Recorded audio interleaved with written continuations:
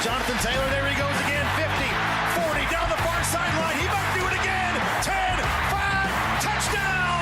I-N-D-Y. The Eastern Conference Championship has been captured by the Indiana Pacers. Alex Pillow wins the 109th Indianapolis 500. This is the Fan Morning Show with KB, JB, and Jeff. Good morning, everyone. You've made it all the way to Friday. Getting ready for a big weekend. We got more Olympic hockey to talk about today. Yes, we do. We've got all kinds of gold medals taking place over there in Italy. And guys, I don't know how to feel. I'm watching the game last night. I get excited because the Pacers go up by 1. There's like 5.5 minutes to go. And then I got to remember, oh, wait. We don't want to lose this game. And then there's a 14-0 run. And I'm like, I guess that's the way it's supposed to be. I hate losing. This is going to be so hard for the next 2 months. I hate losing. I hear you, brother, but think of the big picture, Jeff. I'm trying. Lose in the short term, win in the long term. Logically, I get it. But it's like taking your medicine. I don't like the taste of it. Kevin, I encourage you to read your children the tortoise and the hare story. This is what we're experiencing right now. You want to come over and Uncle JB can read it to Uncle him? JB will break it down to him. Hey, Max, Rosie, this is how you tank in the eyes of the tortoise and the hare. And the Pacers did do some tanking things last night we can get into during that game. And the Wizards did as well, for sure. They did. So. Dude, I had to. True story. I fell asleep at the end of the second quarter and didn't wake up till like midway through halftime. Okay. And I thought in the third quarter that, am I looking at a summer league game? Is this the NBA summer league right now? I texted Tony East and let me actually just pull it up, okay? Okay. So I texted Tony East last night. Tony was there, by the way, for those, I know him and Dustin DePierre don't travel to every road game, but I texted Tony at 7:15 p.m., okay? So what's that, 5 minutes into the game? I said to Tony, I go, on TV, this looks like an utterly horrific crowd. Am I wrong? Tony's response, it's the smallest NBA crowd I've ever seen. Wow. Think about that. It looked pretty sparse on TV. The small. I mean, how many NBA games do you think Tony East has been to? A couple hundred? Oh yeah, Got to be, if not in the thousands. The smallest. And James, you've covered the NBA. You've been to arenas on nights when it's I've been there. 0 degrees outside, when it's icy, when it's snowing, and yet last night, I actually looked up the weather in Washington D.C. It was a very nice day. They kind of had what we had before the rain and storms last night. So no tornado watch for them? No, they had a very nice day, the kind of spring-like February day, and yet that's the product on the floor. So, and I also think it's difficult too. Of like, did Jarris Walker? Do we put stock into what he did last night, or is he playing against a bunch of G League dudes? You can't get mad at him for being successful. Well, I'm not getting mad at him, but Right. I'm like, how do you evaluate him? Yeah, I think that's also difficult. So I'm just glad tonight I don't have to watch that, and I can watch a basketball game in our state that matters a whole lot to a lot of people. but we can all agree that watching games from here on out it's not going to be fun, right? It's going to be, I know what we're doing, I get it, but let me just hold my nose and swallow the medicine and hope that I get better in the end. And then here's the other part. We saw it in Philadelphia. We've seen it with other places. Now it's worked out occasionally for teams in different sports. But there's no guarantee that even if you get the first, second, third pick, that everything is hunky-dory and you're just riding off into the sunset with championships, James. There's no guarantee that that's the way it all plays out. No, not at all. So this is what you kind of have to, I guess, do to give yourself the best chance. But, yeah, it's been a unique season, to say the least, for the Pacers. And more injuries. Cam Jones, or not Cam Jones, but you go down with a back. Yeah, it was Cam Jones, right? And Eric Nesmith got an ankle sprain somewhere on there. I have no idea who's going to be available and play tonight. I think there's only 8 of 17 guys available. Yeah, Aaron Nesmith's ankle sprain looked like Max Bowen crying because one of his stuffed animals hit him. If I'm going to be fully honest. Is it one of those things Aaron where Nesmith's looking at Josh Corbeil and Rick Carlisle like, wait, you're not letting me go back in the game? Really? You're not? I mean, how many times have you seen an NBA guy get hurt in a game, exit the arena with a boot, right? By no accounts, Aaron Nesmith exited the arena with a boot last night. So I think that was the old, okay, man, any sign of ailment, you're not playing back in this game, and you're not going to play tonight either. No. We have a big picture. And Aaron Nesmith, you got your money. We're not getting rid of you, brother. Take the night off. Take the rest of the night off. I will say this real quick, though, and I guess it's in the more positive realm of the loss, as we always talk about here, Jeff. I thought Taylor Peter looked really good. Yeah, he shot the hell out of it. Yeah, I know that was kind of his thing, coming out of college, but I thought he had probably his best game as a pro, if not one of his best. Yeah, that's the whole thing, and you're happy for the individuals, and you're doing well. But again, Mark Dykton, I'm curious because you've been watching sports your whole life too. When the Pacers actually took that lead in the fourth quarter, and you're thinking they might win this game, because you can't tell those young guys not to compete. They want to win. They want to put good stuff on tape, right? Well. They want jobs. That's why you have to manipulate the lineups and everything like that to get those losses piled up. Right. Andrew Nemhard exits with 5 minutes to go in the third quarter. You know what, Andrew? You just sit over there for the rest of the night there. Your leg looks sore. You got cramps going on? We can't have little that. in-game tanking. But the question mark is, what were you experiencing and feeling when the Pacers came back after being down, I think, what was it, 17 in the third quarter? And they take a 1-point lead. And for a second, you're like, instinctively, you're like, yes. And then all of a sudden, the brakes come on the other side of your brain. You're like, no. I was thinking, well, I guess we have to root for Friday losses then and stuff. But no, we got one now. Can we get back-to-back losses? I'm guessing not 1 ounce in Mark's body cared too much about the Pacers game last night. He's moving to Hammond, Indiana. To go what are you out talking on a limb about here. No, I was shout watching- out to Brian Kelly at the shop, Mark Dykton. We need to get you in the Ditka Hammond sweater, and we need it by 8 a.m. Can you drive up to the Broadrip location? Hell, go over to the Mass Ave location. I know. I'm like, are these readily available? Can I purchase Can you one unload for the show them today? off the truck for them? Help them out in some way, shape, or form? I know. Those are excellent. I tweeted, I was like, I just want one of these for the sheer absurdity that we've gotten to this point, that these are actually realistic possibilities here. Great idea by Brian and company. Mark, I was talking to the family yesterday. They're not too pleased about the news, and I was trolling hard. I don't blame you. The Hammond Bears, 2 Indiana teams. I was giving them all the crap. You can't even keep one of the more iconic teams in your state. The charter franchise. I know. So we'll see if we get the last laugh there. And truly, I'm rooting for it just because I want to be petty to my family. I was talking to Matt Bear upstairs. I was getting a coffee today, and he's like, I don't believe it until there's a shovel in the ground. I'm like, me too, Matt. So we're on the same page there, that we will believe it when there is a shovel in the ground. So Jeff, are me and Mark on duty for the shovels now? Does that mean anybody? So, I'm going back that way later today after the show, so you let me know. I'll get the snow shovel, probably not the right purpose for it, but I'll stab it in the ground and establish some dominance. I need you to go do some sightseeing, see if you can surveil some sites. I'm pretty sure we have some construction helmets available in this building for you guys. Stand on top of one of the dunes and see what we're looking at here. They finally, we've all been waiting for like 8 weeks, but they finally came in through order. All the TV lights are in for the YouTube crowd now. You can see your boy today. Oh, yeah. I mean, I look good every day, but today I look real good. You're just eyes and teeth before, right? Yeah, I was eyes and teeth. I got this white T-shirt on. I should have wore something darker. You can see me now. All seriousness, though, guys, I was thinking about this morning, too, driving in. I don't want the Bears to not play in Chicago next to the lake. I don't want that to happen, man. Couldn't care less. News to you, Arlington Heights ain't near any lake, That is Michigan. true. So if they're moving to Arlington Heights, that isn't going to be. No, I get to it. the beachfront. I get it. I'm just saying I don't want them. Wolf Lake is much closer to a lake than anything in Arlington Heights. They got that crazy you got some nice spaceship. pools probably in Arlington Heights in the backyards of some suburban homes. They got the crazy spaceship dropped into the middle of Soldier Field. Gosh. And as gruesome as that was, Mark, and I remember I was there, I did a game there the first year that had happened, and it was the most bizarre thing I'd ever seen. But it just feels like the Bears belong playing in that location.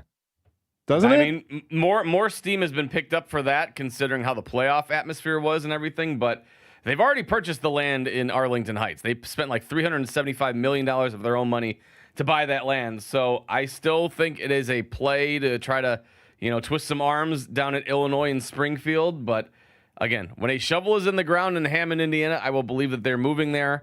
But we have John Greenberg joining us at 9:30 to give us the latest on the potential move of the Bears to Indiana. By the way, did you guys see what Benedict Mathurin did last night in his debut with the Clippers? Yes, 38 off the bench in a W, and I believe that tied his career high. Yeah, home debut for him last night. But yes, career high, and they won over a Denver team that was playing dudes. Which I hate that we have to throw in the caveat with NBA games nowadays, particularly this time of year, but I almost feel like we have to.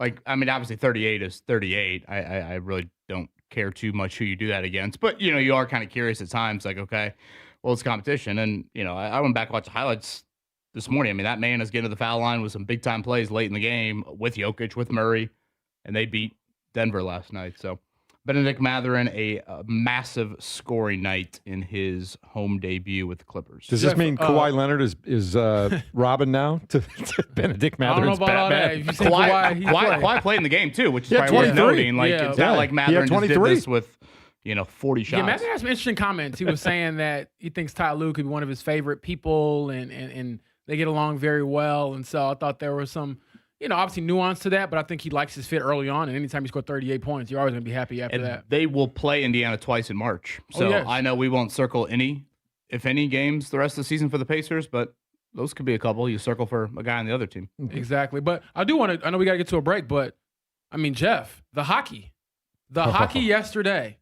Yeah. Do you care to elaborate just a little bit for our listeners? Yes. Because that was incredible. We're going to go through details coming up. Mark, do you have the gold medal highlight on that one, the game winner? I do. All right, we'll hear that coming up in the check down in a minute. Some juices here on this Friday. For the second day in a row, and of course yesterday was for gold medal for Team USA's women, they're down. And they're the ones that have to tie it up with a 6-on-5 late with an unbelievable tip-in goal by Hillary Knight. And let me tell you something. I've been watching hockey a long time. The move that was made by Megan Keller to get that last goal. Man, that was like a crossover in basketball, ankle breaker. That was big time. I don't care who you are. That was sweet. That was big time. And so for the second day in a row, 2 days ago, I said a really dirty word when the other team tied the game up. I was getting just flat out nervous as the clock started to tick down and tick down and tick down, because the scary part about that game was for most of the game, Kevin, Canada, I thought, was the better team for most of the game. And the USA just hung in and hung in. They got it tied up, and then it was only 4 minutes of overtime, but it was all Team USA in overtime. It was all Team USA in overtime. Yes. So, yeah, that was fun. And for those who can't see on the YouTube chat today, I am once again busting out the Team USA hockey sweater today. The True white Patriot. one. Wore the blue one the other day. I've gone white, blue. Today's white. We got a few options. They play Slovakia later on today. We'll give you all the details on that and everything else you need to know to get your day started in a moment. It's 93.5 and 107.5 The Fan, where we are definitely not tanking on this radio station.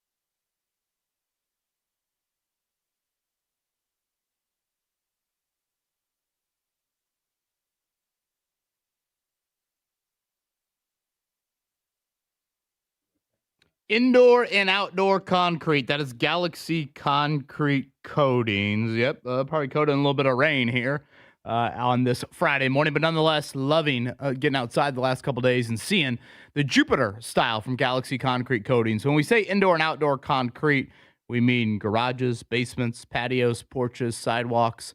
Galaxy Concrete Coatings specializes in a lot, and patios is probably where they get some of their most work. Obviously, we love being outside. I think, I hope, I pray that's on the horizon a little bit more consistently here in 2026. And if you look down at the concrete, you don't like it, make sure you contact Galaxy Concrete Coatings today. For us, it was a new sidewalk and a new front porch, in and out in about 24 hours, really. Tyler and Preston on site were very efficient with their work, and the manufacturers upgrade the warranty from 15 years to a lifetime. Again, that's GalaxyConcreteCoatings.com. It's indoor and outdoor concrete, garages, basements, patios, porches, sidewalks. GalaxyConcreteCoatings.com today.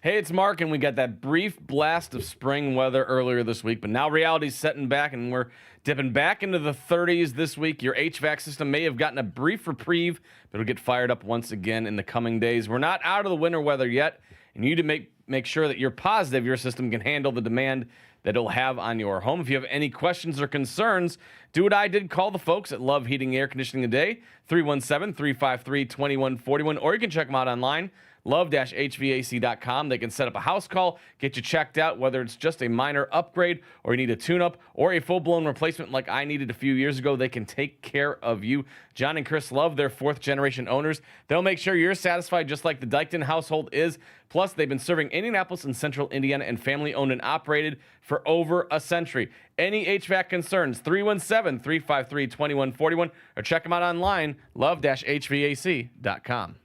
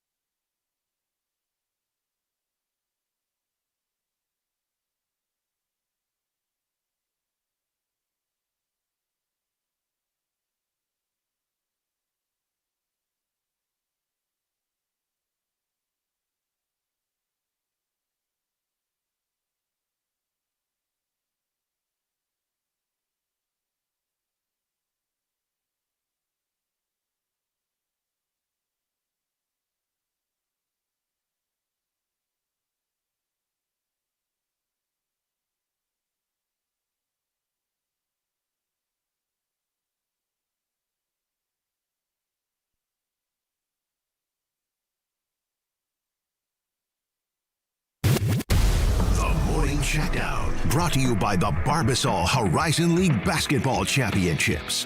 March starts here. The Barbasol Horizon League Basketball Championships with NCAA tournament bids online. March 8th through 10th. Tickets and more at horizonleague.com/Indy. Good morning, everyone. Welcome to your Friday. It's the Fan Morning Show, along with James Boyd and Kevin Bowen and Mark Dykton, who's ready to move to Hammond, Indiana. I'm Jeff Rickard. Let's get it going. The Washington Wizards somehow survived a comeback by the Indiana Pacers last night. Win it 112-105. Somehow. Here's your starting five last night. For the Washington Wizards, Tristan Vucevic, Keyshawn George, Bub Carrington, Bilal Coulibaly, Trey Johnson. That's what the Pacers were up against last night. They countered with Jarris Walker, Jay Huff, Andrew Nembhard, who left, Andrew Nembhard, but Aaron Nesmith, who left the game later with an ankle sprain, Kevin, and Ben Shepherd, Ben had a nice night last night, I thought. He was okay. That was it. Those were your starting fives last night. And it got better from there. Yeah, it's just a sad reality again. As I shared earlier, I thought it was one of the worst NBA crowds I've ever seen in my life. And there are several times I watched the game, thought to myself, is there something else I could be doing better with my time? I think, James, that there was a promotion going on in Washington last night. You buy a ticket, you get your own section for free. That's how that worked last night. Aaron Nesmith sprains an ankle. Cam Jones hurts his back. To what extent, we don't know, Kevin, but it's another, I guess, reason to trot out the Summer League team tonight. Thought Rick Carlisle said afterwards he would play tonight. I thought, so the extent I think we do know, Rick Carlisle didn't think he would be out. That's part of the reason, I guess, why they took him out last night to get some treatment and that he'd be ready to go for tonight, whereas Aaron Nesmith will not play tonight. Doesn't sound like Pascal Siakam will either. And again, the in-game tanking, I'm kind of curious how the Pacers will operate in that manner. They certainly did. Andrew Nembhard left with 5 minutes to go in the third quarter on a night when you had, I think, one of their highest turnover nights of the entire year. They did not put their point guard back in the game. So, and look, I don't blame them, but you know, this is just the reality of where they're at right now. Same two teams tonight, 7 o'clock tip, 6:30 airtime here at 93.5 and 107.5. The Fan. Also, James, every morning I do a different simulated lottery on Tankathon. It's time, Are you ready baby. today? It's Friday. Give me some good, feel good Friday. Pacers were 6th today, and the Washington Wizards this morning on Tankathon had the number 1 pick in the random simulated keep lottery. That to yourself next Yeah, that's time. a kick in the cross right there. I will tell you this, after that game last night, the Pacers now have the 2nd worst record in the league, and the Wizards have the 5th worst record in the league, just on that one game. Wow, that's crazy. Well, just on that we can one actually game. get into this. I believe ESPN's Shams Charania reported some updates as far as what the league wants to do or is contemplating doing to go against tanking. So I thought that was very interesting and obviously very pertinent to what the Pacers have going on. Yeah, a lot of ideas being thrown out there, but I don't know any hard facts of what it's going to look like at this point in time. All right, also, Mark Dykton, the Chicago Bears, who are trying for a new stadium, quote, took a meaningful step forward, unquote, yesterday, opening the door for the franchise to check out of Illinois and maybe build a new domed stadium in Northwest Indiana. If you build it, they will come. If they build a dome stadium in Hammond, will you be able to see that thing from like 15 miles in all directions? Probably. I saw some local radio hosts went out there and they were like, you could still see the skyline. It's way out there. You could still see the Willis Tower. I'm like, well, it's there. Indiana lawmakers in the State House Ways and Means Committee unanimously approved an amendment to Indiana State Bill 27 by a vote of 24-0. You want to talk about uniting politicians, James? There it is. Trying to bring some money, I suppose, to the state, but it's a very interesting proposition, and we will actually have John Greenberg, who is a Chicago columnist for The Athletic, on later today at 9 o'clock hour to discuss it further. All right. That bill, by the way, would create the Northwest Indiana Stadium Authority with the power to issue bonds, acquire land, and finance construction for the stadium. We will keep our ears on that one. Also, hockey. Team USA's women scored on a 6-on-5 redirect from Captain Hillary Knight to tie Team Canada 1-1 with less than 2 minutes to go in the regulation, and then 3-on-3 overtime, Mark. The outlet pass for Keller, a defenseman. Nice move, cuts to the net, score! Megan Keller, the overtime hero, United States, wins gold in Milan. Perfect description on the gold medal winning goal. James, you said it was like a nasty crossover in basketball. Hit her with the Allen Iverson. I was like, oh my gosh, that was incredible theater, I must say. And honestly, have you all ever felt a moment like that? I mean, my goodness, I would want to just, I feel like I would be happy with my life. I'll probably float out of the arena, build a statue right now. We're legends. Crazy stuff. You see Team USA's coach like instantly burst into tears of joy. Did you see that? That was cool. Yeah, that's one of the cool I thought that was cool about hockey, in my opinion, is that even like in basketball, which is usually what I watch, and you go to overtime, there isn't always the walk-off effect, but that part of it makes it so much crazier because one moment you're in it, the next moment you're on top of the world, or if you're Canada, you're feeling it in that moment. So that was crazy. Yeah, and Kevin, you look over at the Canadian bench, and there's people that just have their hearts just ripped out of their chest. KB was like, that's for your curling, cheater. Yeah, and honestly, I'm reminded of this, I think, every Olympic cycle, and the quad god was one last week that I was really reminded by just how much individual, I know it was a team sport we watched last night, but how much individual pressure are on these athletes. Oh, yes. I mean, you have your true glory once every 4 years, and when you choke, a la the quad god, you see it all play out. So, and for those that don't really follow, I guess, women's hockey, USA Canada is the rivalry. Honestly, it's a little like Colts Patriots is kind of how I've and doing a little bit more background on it of, they've been the team that's kind of always been the thorn in the side of the United States, a la the Patriots, and fittingly 2006 AFC title game. To get to the mountaintop, you were down 21-3 in that game. Yesterday, you're down 1-0, you're on the brink of elimination, and Hillary Knight, the one that, is the captain and the U.S. leading scorer, gets it into overtime, and then the rest is history off of that. Well, Marlin's got it right there from Kenny Albert on the call. One more quick thing on that when it comes to hockey and really Olympic sports is you can be the world champion in a different year, and it's like, I don't want to say no one cares, because obviously to be a world champion is great. 99% of the world doesn't care. Right, and so that's what makes it harder to me, because, for example, about the quad god, he hadn't lost in 2 years, but everyone's like, well, in a way, it's almost like you'd rather lose one of the world championships and win the Olympics, but that's not how it works in sports. So when you get to the mountaintop, you certainly get to enjoy it, and that's what they'll be doing for a long time. You're legends forever when you get crowned an Olympic champion. I will also tell you that Alyssa Liu wins gold medal in women's figure skating, and look, I don't watch figure skating for anything other than the Olympics, right? But my mom was a huge figure skating Olympics person. My wife is a huge figure skating person all the time. So I've seen a lot of them in my life, right? That performance by Alyssa Liu yesterday is as good a performance as I've ever seen in my life. Nice. You want to talk about coming through in the clutch. Smooth, perfect, everything was exactly on point, man. So good job out of her. USA wins the gold medal there. Today, the men take on Slovakia at 3:10. It's a semifinal. You win this one, you guarantee yourself a medal. And if you win it, you also go play for the gold medal. Got to get it done. So looking forward to that. I guess we'll see. No, I guess it wouldn't necessarily guarantee you a medal because if you lost the next game, you'd lose out on the bronze too. So I can't say that. But well, it's a big if game. you win, you're guaranteed gold or silver, right? Yes, if you win. Well, then get it done, baby. Slovakia is not as good as Sweden, right? Yep. So look. These are the types of teams that scare me because they're playing for you got Jeff a little nervous everything, there. and they got nothing to lose. Don't overlook your opponents, KB. Definitely need to mention tonight up in Mackey, Indiana, Purdue, 8:00. I can't wait for this one. I mean, this one actually matters from a basketball standpoint in the state based off what we witnessed last night in the NBA. So really, really looking forward to it. I think the psyche of the teams are much different, but very curious to see how Purdue responds, especially after Indiana, of course, beat them down inside of Assembly Hall. You guys care to take a stab? Have you guys seen the spread of this one? I actually have not. I'll take a guess. I have not seen it. I'm going to say 8.5. I'll go a little bit closer. I'll say 4.5 Purdue. Opened at 10.5.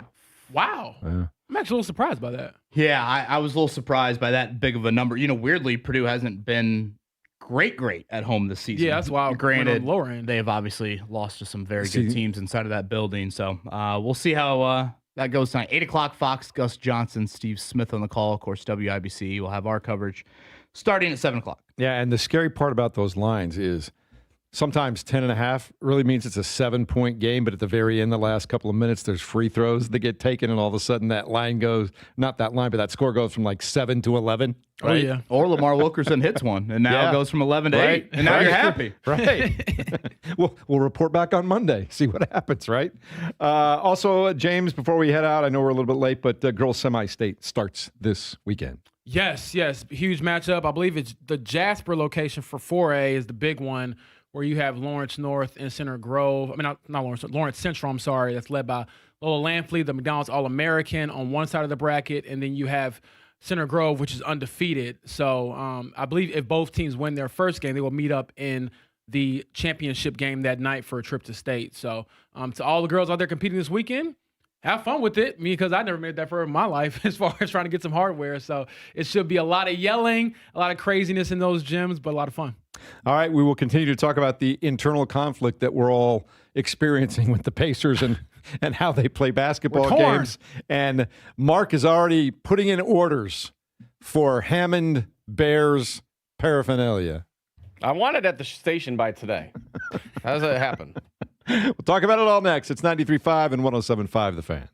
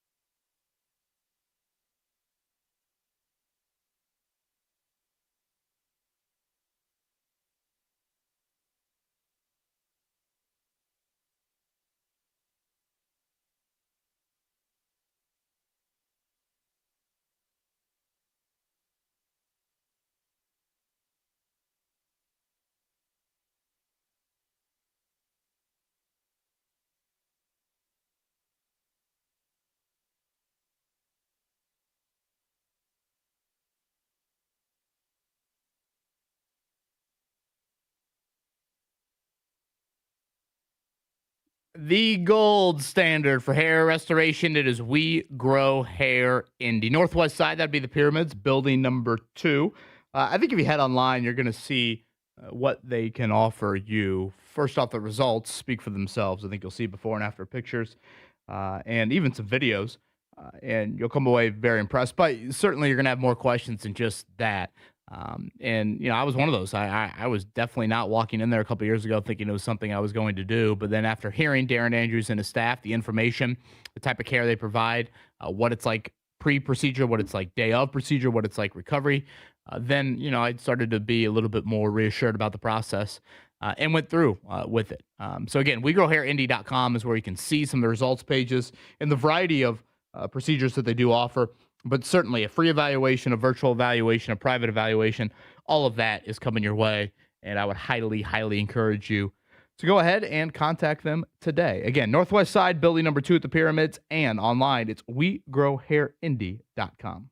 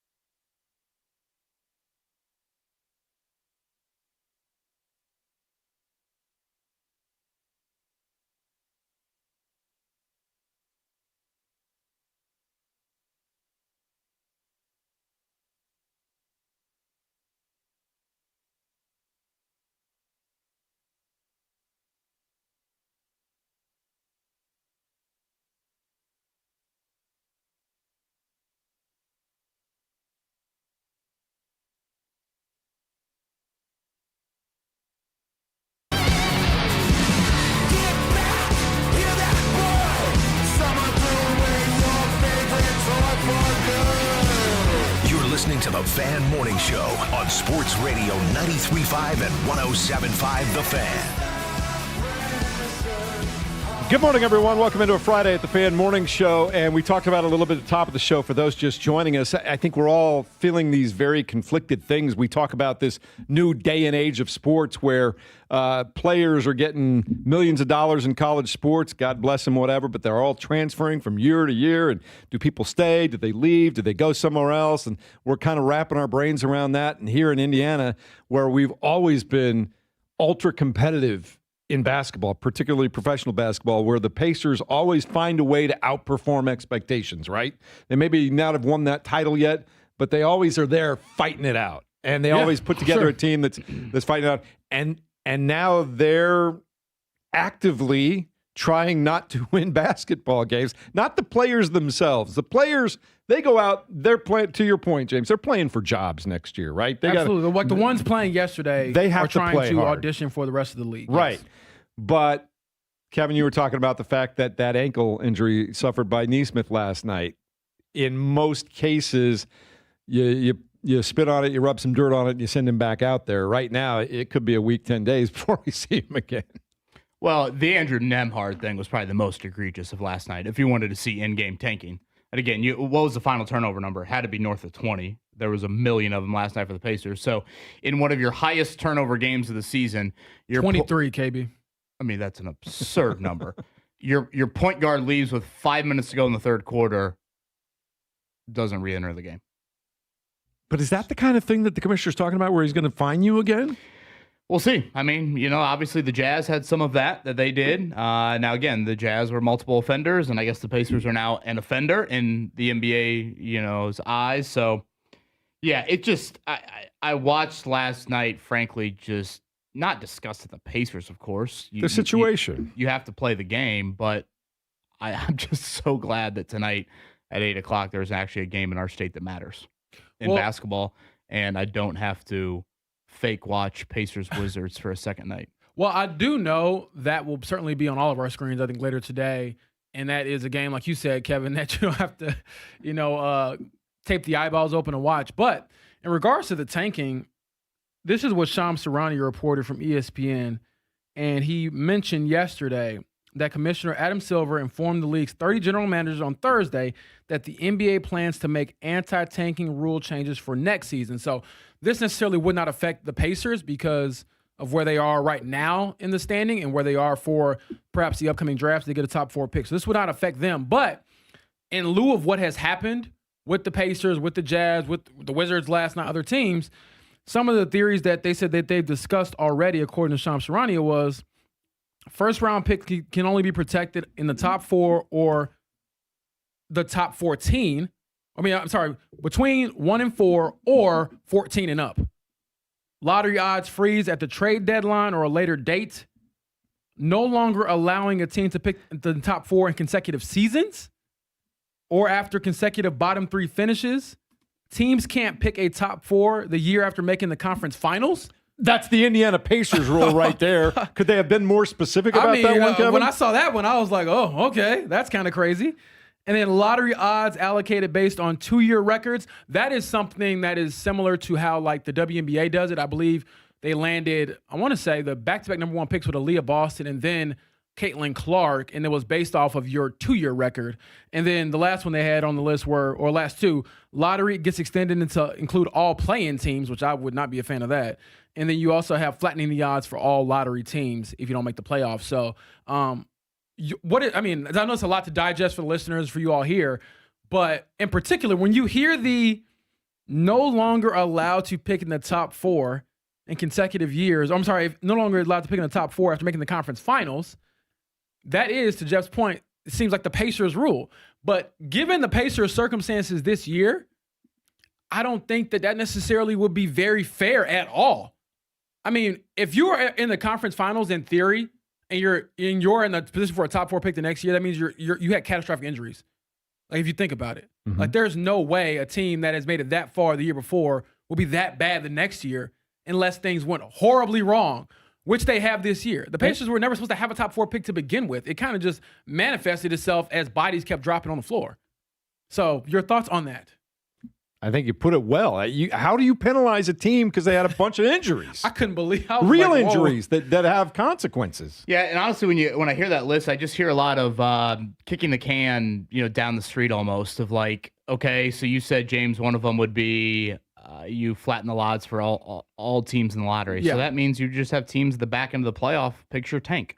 Right. You would tank in different ways, I guess. Yeah. When you mentioned you can't have back-to-back years of top 4 picks, well, then the teams would just try to, get to the 5th or 6th spot and then, be good there. It is wild to think about it from an Indiana Fever standpoint. Yeah. Can you imagine if you couldn't have back-to-back years of top 4 picks and Caitlin Clark was the year after Aaliyah Boston? Obviously, the Pacers one is laughable for everything that you just laid out there. And I do think, you're probably only about a month difference from the Benedict Mather, from the Tyrese Halliburton Achilles possibly being different. Take Boston, for example. Tatum tore it about a month earlier. Is Halliburton trying to play? Now, given the Pacers' record, the answer is probably no. But let's say the Pacers don't have as bad of injury luck. Is there any sort of push to play Halliburton? Let's say you were 500 right now.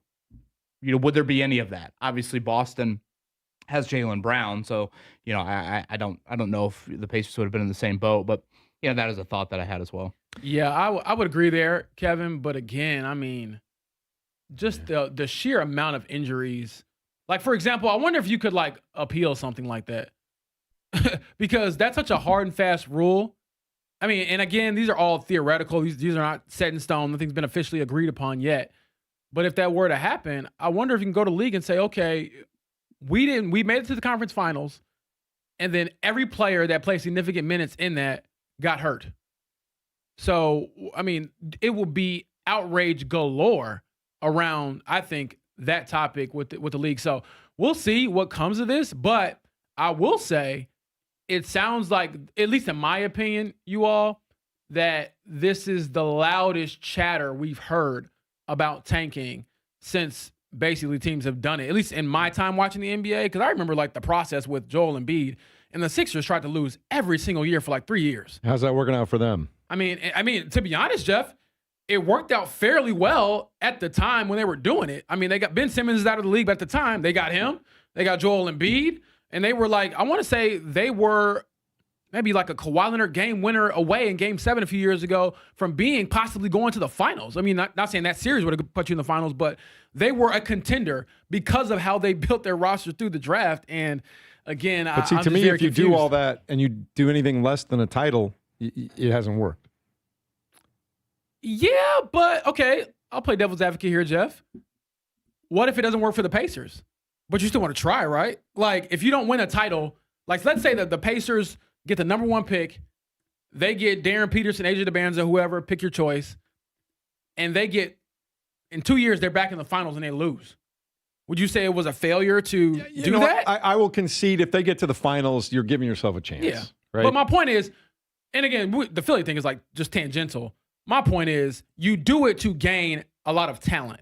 And before Ben Simmons had the back injuries and all of that and got the yips without shooting the basketball, he was viewed as a perennial all-star, a all-NBA caliber talent, and that's what you're trying to get if you are the Pacers in AJ DeBanza, Darren Peterson, the Boozer's son and things like that, or Caleb Wilson. So, again, this isn't going away, so I'm very curious to see where this all stands after this season. But for the Pacers' purposes, look, they're not trying to be bad next year anyway, so maybe you dodged the bullet. What do you guys expect tonight in Mackey? I'm a little on edge, I guess, more if I'm a Purdue fan, just because the team hasn't been where it needs to be, in my opinion. And to IU's credit, they've really competed against Purdue fairly well over the last 4 years. During this Purdue senior class, I thought IU was kind of hung with them, honestly, and that's kind of been a thorn in their side. So as far as dominant as Purdue has been as a program compared to IU in the last, several years, I still think they're true rivals in a sense because they're kind of even whenever they play each other. I expect Purdue to take out a lot of stuff on Indiana tonight. I do. I expect them to be in control of this game and win it. But I also will tell you, if I'm Darren DeVries, I'm looking at my team going, guys, you have a tremendous opportunity here tonight. As a program, you know you can beat this team, right? We just did it.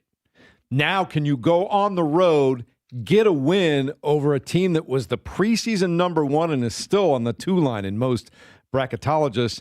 Like, for him to put this team together, and it still has a lot of flaws, and it's a brand new team and a brand new system and a brand new everything, you want to talk about being able to propel the program forward. If you could sweep Purdue and get a win tonight in February on the road, that's just a big building block for the future. I think it's a great opportunity for Indiana, but I do expect Purdue to be Purdue in this game tonight. Yeah, I'm very curious, like how much of the Michigan hangover is there any at all? I mean, I would think emotionally that was just a huge game, getting number 1 in your building. Obviously, this is your rival. James pointed out, very well the struggles that weirdly the Braden Smith Fletcher Lawyer class have had against Indiana, despite an incredible 4 years that they've had in West Lafayette. I look back at the first meeting. One of the biggest outliers was the fact that, Braden Smith had one of his quieter games production-wise, and Joe Dirt, Enright, he was a bulldog on him. And, he played every single minute in that first matchup and wildly was not whistled for a single foul. It's the only game all year. Connor Enright fouls, for those that haven't been following along, he fouls more than any guard in the Big Ten. He's fouled out of a handful of games this season. His, ability to stay on the floor is a question mark. Ooh, he sounds like your boy when I play with JMV on Sundays. So, and that was we need video of these games, by the way. I'll continue. That was a huge element in Indiana on both ends. Enright was distributing it very well in that game at Assembly Hall as well. So that to me, the paint crew is going to hate him, a minute into the game tonight, and I'll be curious, exactly how I guess he can just stay in the game from a fouling standpoint, because that has been a question mark with him and what happened in the first half on Tuesday night. Braden Smith was scoreless. And so, what does the start look like for Purdue in this matchup? Obviously, Nick Dorn was huge in that first game down there in Bloomington. He has really struggled. Do you look at that as water has found its level, or do you look at that as, hey, this guy's due for a game? So, that will be, I think, a big part of this game as well. Quick question, KB and Jeff as well. What do you think the ceiling is for this Purdue team right now, as currently constructed? They're a preseason number 1. We know this is Braden Smith last year, and that program is still chasing the national championship. So what's a successful year if you're being realistic? Yeah, I think anything short of winning it all would be disappointing in people's eyes. Wow. I think you've gotten to the championship game. So right. They've created that. Like it's a compliment. I think when you say it like that, that's how I would view it. Obviously, they're going to go down as one of, if not the greatest classes ever to put on a Purdue uniform. Frankly, they'll be one of the more decorated classes ever in the Big Ten, particularly if they get to another Final Four. So, I would say that about Notre Dame football getting to the national championship game 2 years ago. Right. Once you get there, it's the Colts with the Patriots, a decade ago. That's just, that's how it is. How did you talk about it from the Pacers just a few minutes ago? You've gotten to Game 7. Now it's about winning it all. You don't trade Benedict Mather and 2 first-round picks for Ivica Zubac if you don't think that you're trying to win it all. So that's how I would view it. Now, I think it's very difficult. I think this college basketball season has turned into much more of a different year than we thought. I mean, Michigan is one of the best programs one of the best seasons we've seen in years. Yeah. They looked awfully good the other night. I mean, in my opinion, when I watch them, part of me is like, to beat them, you need them to have a so-so night, which on most nights is probably still good enough to win for them, and you got to be balling. Like, there is very small room for error against a team like that because of how they're constructed, and honestly, the size factor. I mean, you give yourself so many more chances because you're altering shots on one end and you're grabbing a bunch of boards on both ends to give yourself extra opportunities to score. So I'm very interested, again, to see how this plays out down the stretch. And we're getting closer to that time where I think it can be cruel in sports in a way, but legacies kind of get decided in March. Well, you know what I mean? And I thought Matt Painter actually said that in different words on Tuesday night. The ultimate test will be the NCAA tournament. Yeah. because up until this point of the season, it probably has not gone the way Purdue fans thought it would go. No. And that's the case when you're preseason ranked number 1. But no one thought 3 home losses, 2 of them by double digits. You already losing to Indiana. We'll obviously see what happens tonight. So I can't wait though, because Indiana, from a pure resume standpoint, the game means more to them. They need one more. And, if you look at their final 5 games, one more big one, I guess I should preface by, if you look at their final 5 games, they've got a couple coin flips that would fall into that category. Michigan State next week. I want to say it's Ohio State, maybe to end the season on the road. Those are more of the realistic coin flips. This is their hardest of the final 5 games. But again, anytime these two teams meet, it gets circled on the Bowen calendar. And thank the Lord I don't have to watch Pacers and Wizards tonight. Yeah, to your point, KJ from Brownsburg texts in and says, could this IU win be a ticket to March? I think absolutely. There are still paths for them to get there, and I think it's more likely that they'll ultimately end up there, but a win tonight, they're in. Don't you think? Yes, I would agree with that. All right, so you can always reach us on the text line, 239-1070, 239-1070. We've got a lot going on today, a big show. Greg Rakestraw going to join us at 8 o'clock today. Thad Matta, just fresh off his 500th victory in his coaching career in college, will join us at 8:30. Special treat, Zach Kiefer will join us from Italy to talk about the Olympics. And then at 9:30, John Greenberg will join us. He's been covering this Bears to Hammond, Indiana story for The Athletic. Honestly, do we honestly think that Roger Goodell is going to let the Bears move to Hammond, Indiana? Oh, Roger don't care. Roger want that money. I just think Roger wants a new stadium, right? Yeah. He's rooting for the quickest path to getting that. But, yeah, looking forward to talking to Zach later on, and I'll definitely give him some grief because, as much as he talks about covering the Olympics, he better be there at the combine. Don't forget where By you the come way, from. did you see the electricity in the curling match to end it yesterday? Missed that when I was I actually otherwise did not see engaged. this, so enlighten me a little bit. An incredible shot.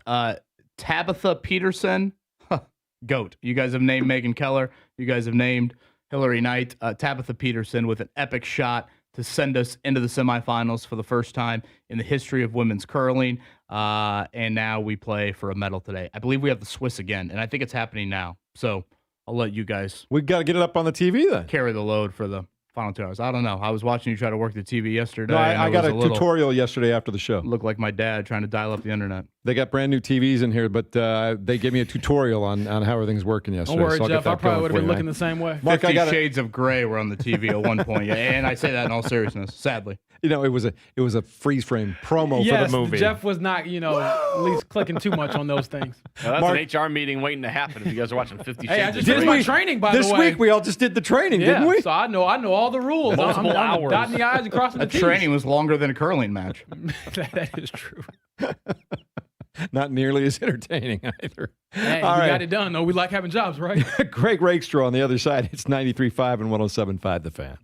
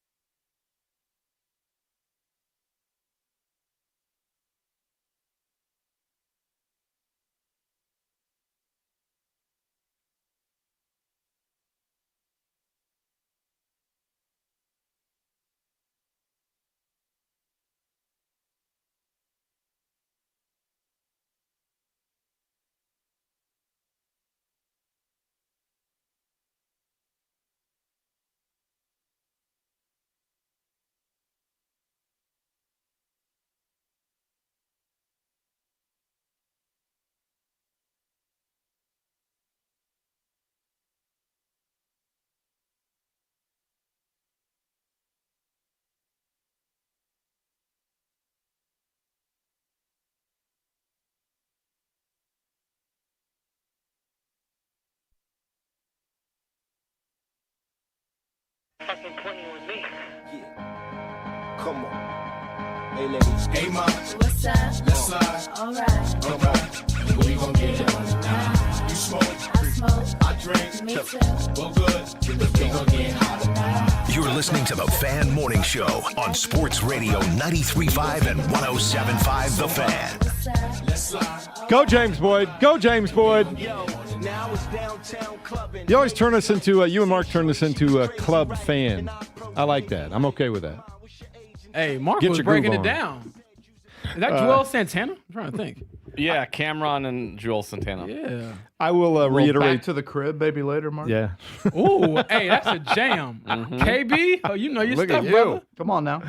Uh, It is Friday. It is Friday. Does that mean Greg Rakestraw just after 8 o'clock? Is that what that means, Hey. Mark Degnan? No better time of the week. He is the man, and he joins us now on the Payless Liquors hotline. He needs no introduction, although we could give him a lengthy one. Greg, are you like me? Are you getting used to having really cool sports on TV at 3 o'clock in the afternoon on weekdays? I have been watching the curling channel 24/7. You and Kevin. For the last 11 days, yes. Were you as fired up yesterday as Kevin was for the women's curling? Well, I mean, they went to an extra end. I mean, the fact they let Switzerland score 3 on the 10th. I mean, I don't know what they were thinking, but thankfully they had the hammer in the 11th and came back to qualify for the semifinals. Hearing Greg Grayshaw talk curling is, boy, I never thought I'd get as excited as when he looked at me and said, we're getting Notre Dame basketball season tickets a few weeks ago. But now I'm even more excited on that. Rake, you got the sectional draw coming up Sunday, right? That is correct, sir. Okay, so did I see you doing it with Kyle Menrip? That is correct. So Kyle and I will do the show together, and I believe we're on 93 WIBC due to Pacers basketball. Is that a factual statement? I think so. 5 o'clock tip, right? Pacers and Mavs, I think, coming up. And yes, we're on 93 WIBC. On Sunday. Okay, let's go to Kyle Menrip for a second there because he had an interesting poll as we looked to the sectional draw on Sunday. It was Fishers of the Field in 4A. Did you happen to see the results of that? I have not, no. Okay, what would you guess? Result of that My poll? guess would be is that people pick Fishers that would have the majority. Yeah, 62%. Is that where you would kind of lay it out as we had? Because it feels like, weirdly, Rake, it feels like they've had some close games here, maybe not even to the most marquee opponents lately. Well, let's acknowledge, and again, even though they are unbeaten, I don't think they are as good as they were last year because last year's team was phenomenal, and I thought there was one team that could beat them, and that was the team that got them in the state championship games because of matchups in Jeffersonville. This team is obviously very good and hasn't been beaten, but I don't think the margin for error is what it is for this group that it was a year ago. Now, I saw them early in the year, then didn't see them again until the game against Carmel, where they won at Carmel without their best player in Jason Gardner Jr., and the progress that I saw from the kids they would qualify as the role players, John Lum, Levi Walker, the Breland brothers, et cetera, I thought was significant. But yes, Center Grove hung with them on Friday. Westfield took them to overtime the Thursday before that. So they have been in some close games. So this year I might go with the field, not just for the sectional, but throughout the tournament. But it's Fishers unquestionably the best team in the state. Yes, Kevin, they are. Text line question for you, Greg. Fish from Stoops wants you to talk about Plainfield. Plainfield is outstanding. Plainfield, also because of geography, has to play Pike at some point in time very early in the tournament. And if Fishers is number one, Pike is number two in my mind. Not that, again, they can't be beaten. I've got them against LN tonight, and that game is for the MIC championship. That game's already been played once, and LN beat Pike in the Marion County Championship game by 3. But to the listener's question, Plainfield is outstanding. Noah Smith's going to play at DePaul. Harper Baker Land is a Division I level guard. Their point guard, Landon Gilliott, who I believe is Plainfield's all-time leader in assists, is going to play at St. Francis. Again, the other guys on that team know exactly where to go and what to do. Andy Weaver's their head coach. Plainfield is legitimately a top 5 team in the state, but they're going to have to play another top 5 team in Pike at some point in that sectional. And Ben Davis is also in that sectional too, and then they're probably somewhere in the 10 to 15 range as far as teams are concerned. So Plainfield is outstanding, but they might lose their first game depending on what the draw shows for them on Sunday night. Rake, I know you've spent many a time in gyms all across this state. I made my first trip to the Holman Center last night for a little women's basketball action up there in Terre Haute. Yeah, that was cool. And honestly, the question I have for you is, have you called a game up there? And, if so, what was your reaction to seeing the Larry Bird statue for the first time? Because I was kind of like, oh, man, this is sweet. I did not go to school at Indiana State, but amazingly, I spent at least a week, 3 different summers in high school in Terre Haute for different camps. I went to Rose Holman's campus for the if you played basketball for a 30, I wouldn't say 30, maybe 20, 25-year stretch in the state of Indiana, you attended one of Dick Baumgartner's shooting camps at some point in time. Most of the time, those were in Earlham. They actually are for the week at Rose Holman. That's the one that I went to. The next 2 summers, I spent at least a week at Indiana State. So I have a bond with Terre Haute. I do get to call games at Indiana State. I think I get Indiana State and UIC next Sunday. The reason I say think is that the last day of the season is kind of a wild card game as to who gets to go to television. My guess is at 3-14 of the conference, Indiana State is not going to television next Sunday, which is good news for the Rakestraw bank account. So I think I'm going to be in Terre Haute next Sunday afternoon. Last game I had was Illinois State, one of those 3 conference wins, in fact, for ISU, back on January the 14th. Love that place. And frankly, since, I see all, do all, observe all. I saw your pictures with a couple of the region kids from UIC. I'm happy to see Jessica Carruthers back playing Division I basketball. I know she went to Butler, then ended up at IU Northwest. I was unaware that she was at UIC these days. Happy to see her back playing at the level, frankly, that she is more than capable of playing at. Yes, she won a state championship at Crown Point a few years ago. I probably shouldn't say a few years ago. It's been quite a while since then because now she's a grown woman. But, yeah, I had a chance to see her and Sarah Zabrecki, another one of the region talented players up there from my first job. But to pivot to the other sport that will dominate this city over the next week or so with the NFL Combine, non-draft related question, Rake. When we get a chance to talk to Chris Ballard next week, what is top of mind for you? And actually, I'll throw this one out there. We should perhaps get an update on Travarius Ward.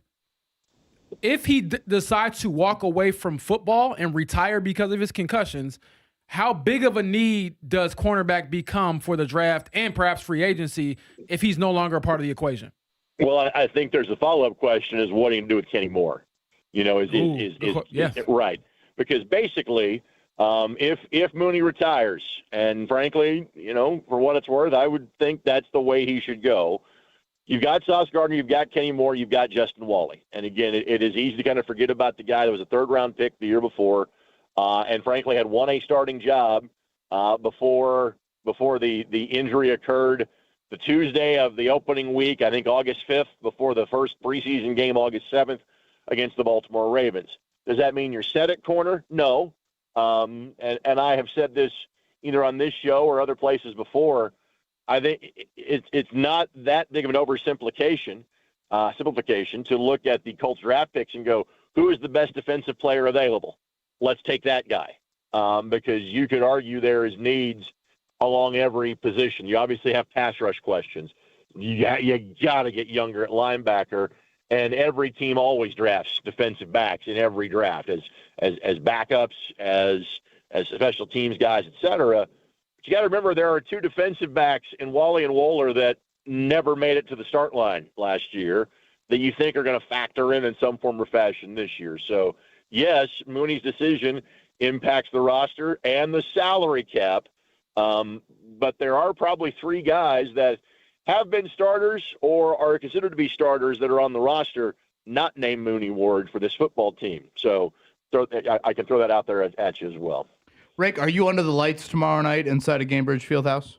I am. I will be interviewing 14 winning wrestlers, a winning state coach, and the Mental Attitude Award winner for the IHSAA Champions Network. I love that. That is a tremendous environment. If anybody has never been to, especially the nightcap of the state wrestling finals, it actually gets underway here this afternoon over at Gainbridge Fieldhouse. I did want to ask you about, we talked Kyle Nenner up earlier, and he had this news item yesterday, and I know it created a lot of chatter of Josh Henderson, and fill in any gaps I have in the story, Rick, please. the son of Alan Henderson, a very good player at University High School, located on the west side of Carmel. I believe they were the state runner-up last year. Yep. And he, I guess, withdrew. Is a very good player again this season for them. He has withdrawn from University High School, and I believe has, according to Kyle's story, I think he said enrolled at Carmel. And the IHSA rules indicate that you have to sit out 30 days for an in-season transfer. So if Carmel got on a run, I guess he could be eligible. Do you know any more on this story? It was kind of a wild story. No, you're right. And again, it is kind of the new era that we are in. But yes, according to that, he would be eligible if they made the semi-state, which is certainly possible. Again, they have to get through Fishers in the sectional. But then after that, Carmel would, whoever wins the Hamilton County sectional would be the favorite to win their regional. But just because kind of the way the matchups work this year. Yes, he could be eligible in 30 days. Again, is there more to this story? Likely. Haven't had a chance to talk to Kyle and or the family about it. Not yet. You would think, hey, maybe you finish out this season, then you make the move so you can play next year. Others have said, hey, if you make the move now, it kind of starts your clock, and maybe you're not sitting as long next year. I think it has a major impact on Carmel next year because they lose Evan Harrell, who I think is probably going to be an Indiana All-Star, going to play at Bellarmine. They lose Julian Vogt, who has blossomed as a player this year and just picked up an offer from Indiana Wesleyan, who obviously is one of the best small college programs in the nation. They do bring back Cash Daniels. They do bring back Aiden Dickerson, but they graduate basically 4 of their top 6 or 7. And so the addition of Henderson is a major pickup for this Carmel team next year. And there is a chance that it could help them this year if they can find a way to do something nobody else has done this year, and that's beat Fishers if they get to them. Rick, has the 30-day rule, has that always been a thing? Because it seems rather ridiculous to me. And I don't know, maybe I'm living too much in the transfer portal era of college or, hell, even the tanking of the NBA. But, whatever. If you're frustrated with your situation, if the season's not going well, and you make this move in January, 30 days, you could be eligible to start the sectional at some other school. Has it always been 30 days? It seems so short. I don't think that has been the case, but I think it has been kind of on a case-by-case basis. Have I seen players previously play for one team at the start of the season and play for somebody else at the end of the season? Yes.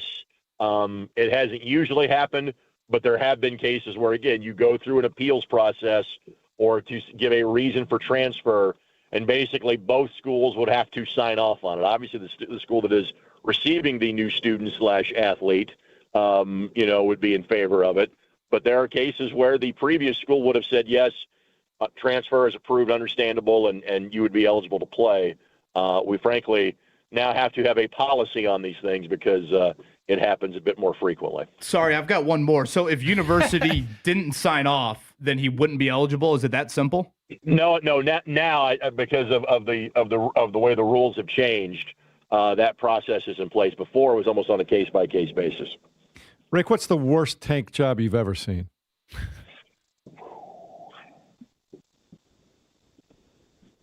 Good question. Worst tank job I've ever seen. Probably me on a golf course. That'd be the way to describe it. I was going to say those Sixers from a few years ago, Rick. The reason I'm pausing. Stop that. I know you've got soft hands around the greens, Rick. I'm trying to delineate from a team that's tanking to a team that's just bad. I mean, the fact that the Sixers were so bad for so long and would just give away pieces that were good because they wanted to draft more. So the Daryl Morey era of the process is what immediately comes to mind. I can rattle off stats about the worst teams ever, but some of those teams just sucked. They weren't tanking. They just didn't have any talent. So tanking, again, if we take my golf ability out of the mix, I would go with that 4 or 5 year swath of the process for the Philadelphia 76ers. Hard to argue that. They were barely a G League team at the time. Like was it Nerlens Noel that was like a semi decent player for them? Am I giving the right when he wasn't name? hurt? Yeah. Yeah, they had him. I think Marco Carter Williams might have been with them for a while as well. Right. But they were punting. They basically gave Noel away for nothing just because he's too good. We're gonna start winning games. No, let's get rid of him. Yeah. He's not part of our long term process. So that in my era of doing this quasi professionally, that would be the thing that I would think of immediately. Yeah. As always, buddy, good to talk to you. Have fun this weekend, and we will check in with you later, okay? See you, fellas. There he is, the one, the only Greg Rakestraw. See, even Greg, his mind is not bent on tanking. Greg usually has that encyclopedic memory, but he's not wrong about the Sixers. The fact that he pulled Nerlens Noel out here on the radio show on a Friday at 8:15 lets you know the mind of Rake. Do you guys think that 30-day rule is stupid? It's weird. Am I the only one? I mean, shouldn't it be longer? Well, but here's the thing. In season, you can play for 2 teams? It's crazy. The only thing, I think the reason, though, that he can do it, and I think Greg kind of touched on it sort of, is because he's transferring to school that if ordinarily university is a private school, Carmel's a public school, Carmel is where he would be going to school. Well, I get that, but I know still, that's the only thing. Season, like I'm all crazy. Like if you want to transfer and you have a waiver, like I'm all for doing that, and he can be eligible next year. But to me, it just seems like that is a very slippery weird. Slope. It is. If weird. you do not like your current situation at said school, you could go in season and go play for another team. Can you imagine? Whatever, Braden Smith not happy with Matt Painter at Purdue and transferring to go play for Indiana? I would just like to know what led to all of this. But to answer your question, right? And again, there might be a legit story here, so I don't necessarily want to get into that. His sister's also going there too, by the way. Right? I don't want to get into that. I'm more of just like the rule itself. 30 days seems like a very short window. Really short. Yeah, but the reason why I say the 30-day rule thing and all of that, and why I want to know like why you're living, is because ultimately you have to be able to evaluate, is this strictly for athletics or is there something else, an extenuating circumstance? But like you said, the rule kind of allows you to, I guess, flirt with whatever reason you want to give. So even in my time going from covering high school sports back in, I want to say from 2018 to about 2021, the rules have changed drastically since then. Because I remember, Kevin, if you transferred schools, they had like the 365-day rule, right? Basically. So you would, if you did have a prominent transfer, it would usually be some kid becoming eligible right around the time of the postseason, but they had also been at that school for basically a full year. Exactly. That's what I'm used to. Yeah, let's go on a run here and hope that we can get another, Division I talent on our program. So, hey, if I'm Carmel, you shut your mouth, Kevin. We need the help. CCCARMMMEL Carmel. How do you know all of these school chants? Does Carmel still have the Notre Dame fight song as their fight song? By the way, we're about ready to throw the hammer. The Swiss have come to play today. They were not happy about yesterday. Uh-oh. Hammer and Swiss. It's not a sandwich, James. Sound like it. It's not a hammer. Sounds like Cluster Truck special. Sounds like I need a grilled cheese from Cluster Truck. You're watching Norway, Switzerland? No, what do you have going on right now? I'm watching the United States. Okay. Switzerland. Okay, yeah, United States. He made it very clear he's an American earlier this week. If I was watching Norway and Switzerland, I would need Maddie Bowen to leave me immediately. I love poking the bear sometimes, James. Mark, let's check it down, shall we? The Morning Checkdown, brought to you by the Barbasol Horizon League Basketball Championships. March starts here. The Barbasol Horizon League Basketball Championships with NCAA tournament bids on the line. March 8th through 10th. Tickets and more at horizonleague.com/Indy. Details? Great throw. 1-0 U.S. end to one. Big. That was big in there. Let's go. Nice. More Olympic updates. I think that was Tabitha again. Upcoming. We win, we get a medal. You're gonna get like a little poster. Well, I like the other Corey. There's nothing more electric when the announcer said yesterday in 10, here we are getting ready to throw the hammer of our life, and the announcer goes, and I'm gonna let the crowd tell the story. I mean, just send me to heaven right now. The electricity of that moment and listening to, the screaming directions to their partners and how they feel like the stone and the pathway of the stone and what needs to happen with the sweepers. It's just unbelievable electricity. Mark, I need a ruling. More passion for Kevin on curling or me for Korean beef from Cluster Truck? Oh, I don't think anything tops that. The noises you make when that comes in every Tuesday. James, what would your passion be? Those are noises behind a paywall. Run the question back one more time. Me with Korean beef and broccoli from Cluster Truck. Kevin with curling. What's yours? Boy, I would probably say high school hoops. Right, if it's within an hour and 30 minutes of you Indy, drove to Terre Haute for a game last night. Yeah, I got to see my people. All right, let's get to the check down. Pacers last night, they came from behind. They trailed by 17. They led by 1 with 5:51 to go. But at the end, Washington wins over Indiana 112-105, and that's probably, all things considered, a victory for the Pacers. Yeah, maybe some of them had a little bit of that Korean beef there, and at halftime they're like, you know what, I got the bubble guts, I got to sit out. Aaron Nesmith sprained an ankle, did not return. Cam Jones hurt his back. I believe only 8 of 17 players available right now for the Pacers. What's it look like tonight against Washington? Gosh, is it really only 8? Well, Aaron Nesmith is out. He did say that after the ankle tweak last night. He acted like, and when I say he, I should mention it's Rick Carlisle. He acted like Cam Jones would play tonight. That was part of them evaluating the back last night and not putting him into the game. I would assume Pascal Siakam is also out for tonight due to the personal reasons there. So, again, for those that watched, first off, bless you. Secondly, you saw within the game, Andrew Nembhard exited with 5 minutes to go in the third quarter and never re-entered. So we're starting to get maybe a little glimpse of how the Pacers will handle it. We hadn't seen that yet. Like, the not playing front line starters in the fourth quarter. That's a little bit of a new tank wrinkle from the Pacers. The Pacers playback presented by C&J Water, the official water treatment partner of the Indiana Pacers, cnjwater.com. We move on now to Indiana lawmakers, Mark, in the State House Ways and Means Committee have unanimously approved an amendment to Indiana State Bill 27. This would clear a path for the Bears to build a stadium in Hammond, Indiana. Mark Dykton, Chicago Bears fan. Thoughts? Forget the potholes. Let's build the stadium. Your tax dollar is going to the new realest stadium. statement you've ever made, Mark. I think Indiana might be the state that I look down driving the most in. Because, boy, if you don't look at those streets, you'll feel them.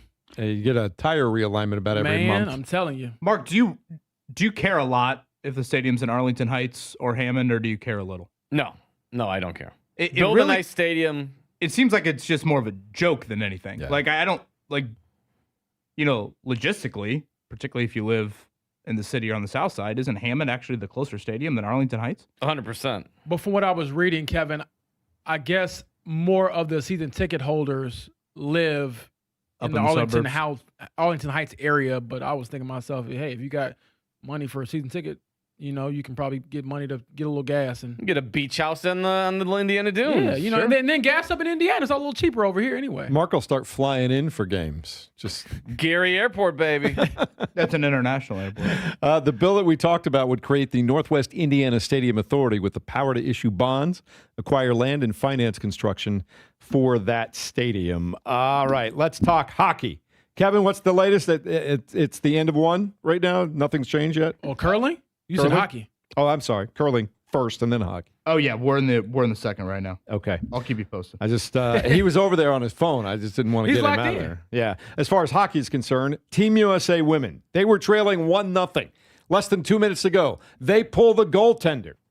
That worked out. Captain Hillary Knight tied it up at 1 with a little over a minute remaining. And then the 3-on-3 overtime took place about 4 minutes in, Mark Dykton. The outlet pass for Keller, a defenseman. Nice move, cuts to the net, score! Megan Keller, the overtime hero, United States, wins gold in Milan.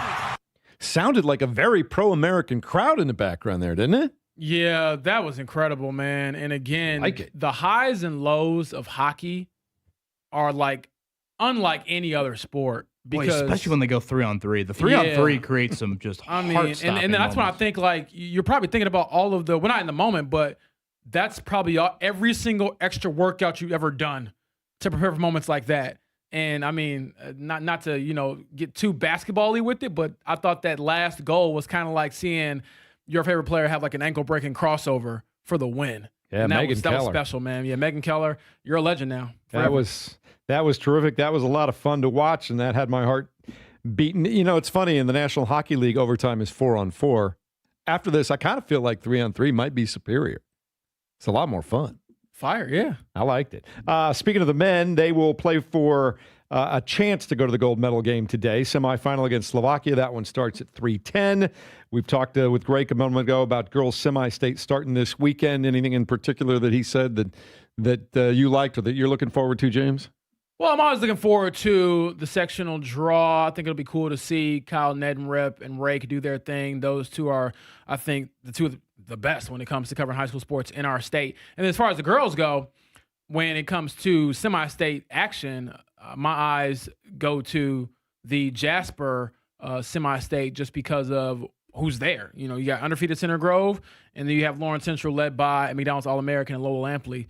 And if those two teams win their first game, I believe they match up in that night game for a trip to Gainbridge Fieldhouse for the 4A state finals. So a lot of big games this weekend. And again, I was at a regional game last week, Jeff, and the amount of people yelling at the referees, yelling at the coaches, yelling at their kids, and then cheering when they had success. It was chaos, and I loved it. All right. Later on tonight, college basketball, Indiana, Purdue up at Mackey, Kevin Bowen. You said it's a 10.5-point spread? Throw in Roncalli's at Southport and their semi-state as well. And again, wrestling state finals. That's really one of the cooler events. Wrestling. That Mark's going to be there for that. Grab the steel chair. Over at Gainbridge Fieldhouse. 2. That's the popular chant you'll hear there. 2, you got to make sure the takedown is properly awarded there. So Friday and Saturday over at Gainbridge Fieldhouse.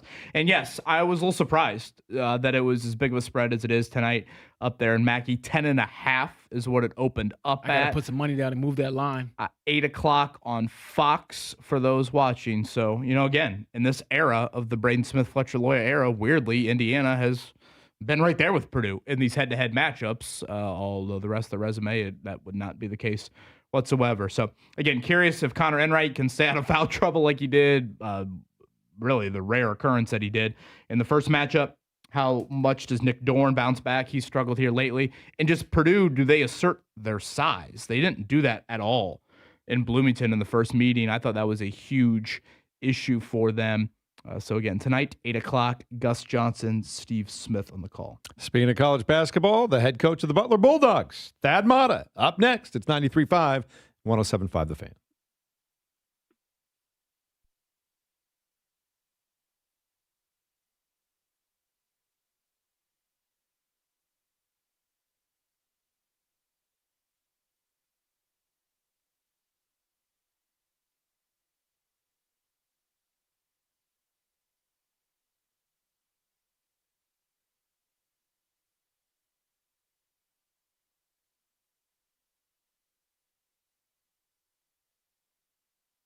The gold standard for hair restoration, it is We Grow Hair Indie. When I say that, I mean online, wegrowhairindy.com, and the best in the business. I've talked with people that have had hair procedures done outside of the state, outside of the country, and the stories are, I think fair to say, a bit nightmarish. Not my situation whatsoever up there on the northwest side. Again, that would be building number 2.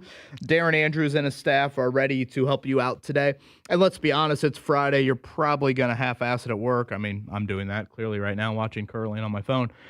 And just head online, wegrowhairindy.com. It's a nice visit. You'll see some before and after pictures and videos that explain more of the story and what they can offer you. So again, it's wegrowhairindy.com. And up on the northwest side, the gold standard for hair restoration, We Grow Hair Indie.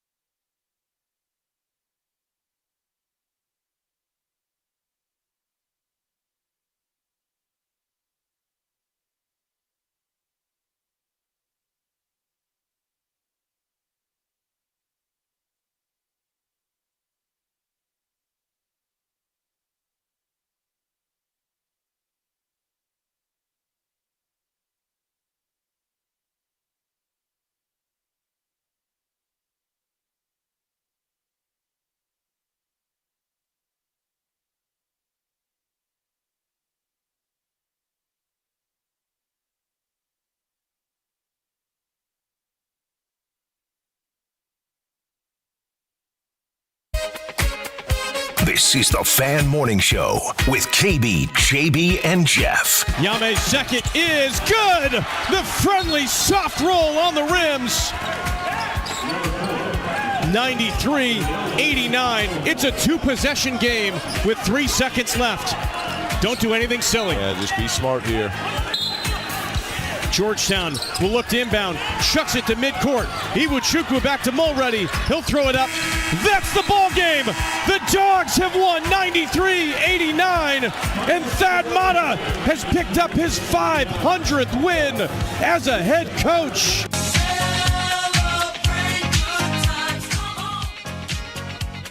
Cool in the gang, baby. Let's go. Going old school right there. And I'll tell you what, still getting it done after all this time is our next guest who joins us on the Payless Liquors hotline, the one, the only, Thad Matta, into the 500-win club in college basketball. Good morning, Coach. Congratulations. I know it's better for you just to end the losing streak for Butler, but that had to feel good all the way around.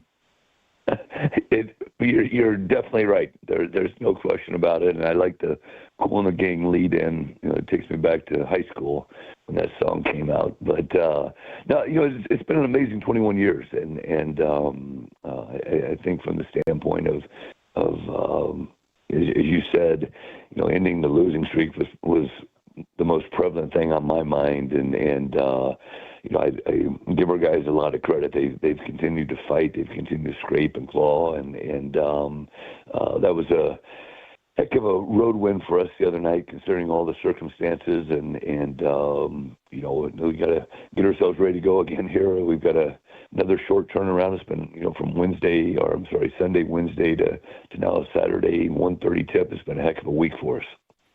Thad, again, congrats on win number 500. Do you remember the first victory? I do. Eastern Illinois, 90-72, I think was the score, and never forget that. So it's funny. We were talking about a lot of the game. We had some friends over last night, and we were talking about a lot of the games along the way. And like I said, it's been an amazing 21 years. Thad, again, Butler and Xavier coming up, as Thad said, 1:30 inside of Hinkle Fieldhouse on Saturday. I saw a couple different videos, one maybe more Butler-centric, one kind of your extended college basketball family, Coach. Was there anything that stuck out in kind of reminiscing and watching any of the shout-outs you got from former players, coaches, et cetera? It's funny because my daughter Allie made me a video that was, probably 25 minutes long of just not only the Butler players, but the Xavier players, the Ohio State players, and everybody is going to forget the players that I coached along the way, but I never will. And those guys obviously have made the difference, and I think Brad Stevens probably said it best. He said, it's amazing when you think about you've left a gymnasium 500 times happy in this profession, and how many games you've gone into and saying, I don't know if we can win this thing. And, even the other night, Michael Ajayi, my hat's off to him once again.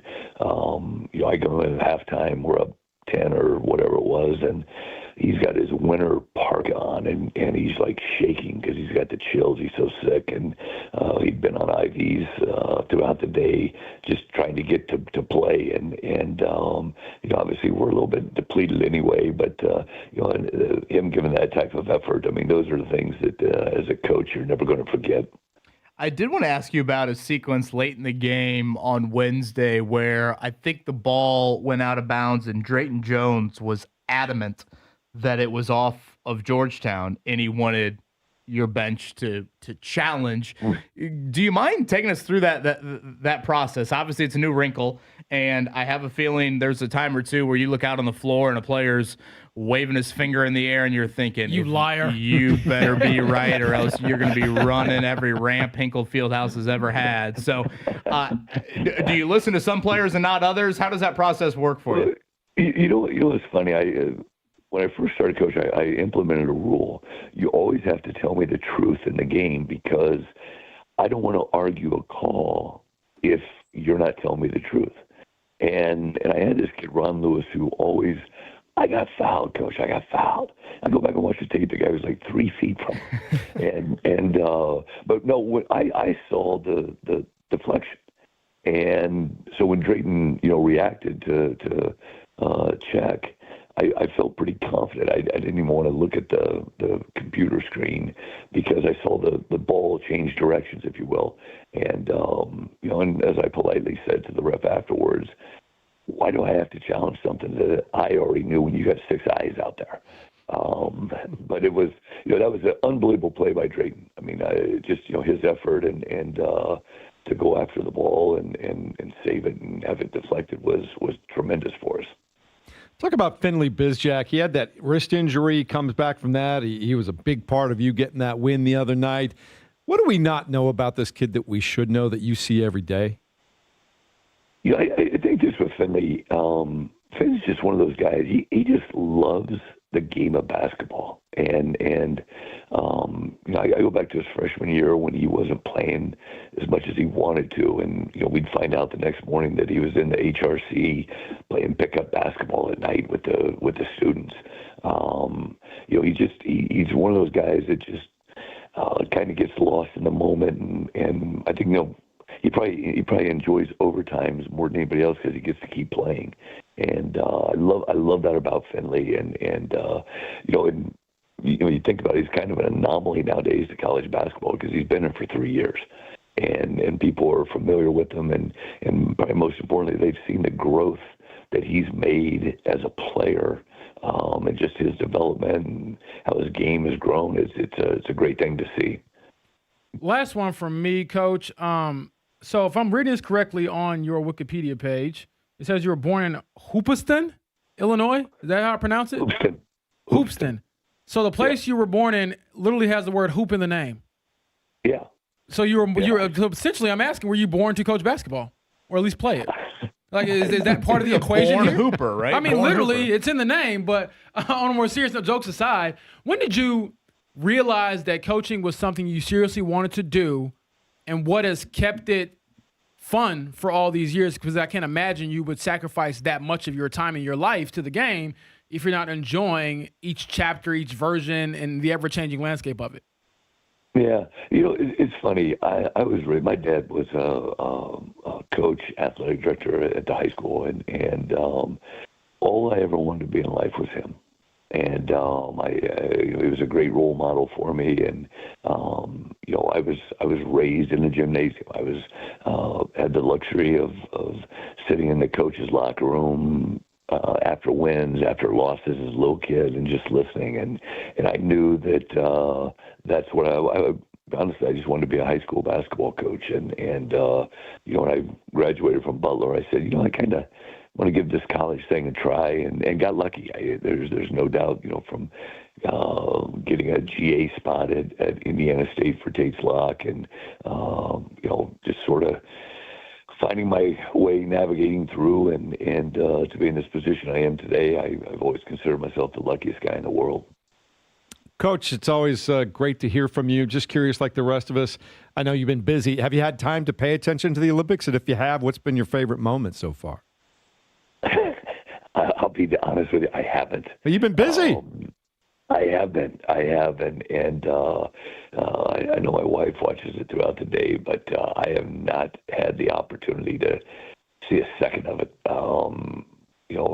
I think when you're not winning and you're trying to find any way possible, you spend a little bit more time. Mm-hmm. But go USA! That's all I can say. I love it, Coach. Always our pleasure to speak with you. Go out and build on that, man. It's fun to watch. Let's go. No, it'll be a fun one tomorrow. There's no doubt about that. All right. Thank you very much. We appreciate that. That's Thad Matta, and of course, tomorrow at home against Xavier, 1:30 over there at Hinkle Fieldhouse. Whiteout. Yeah. Thad Matta brought to you every week by Thompson Furniture and Mattress in Columbus. In business since the year before Hinkle Fieldhouse opened, 1927. Lazy Boy, Indiana-made Smith Brothers Furniture, Stearns & Foster, and Tempur-Pedic mattresses. Free delivery to the entire Indianapolis metro area, but it's worth the drive to Columbus and check it out yourself. ThompsonFurniture.net. Coming up in a moment, we'll talk to Zach Kiefer from Italy at the top of the hour. Lots more on the Pacers as well as we continue 93.5 and 107.5 The Fan.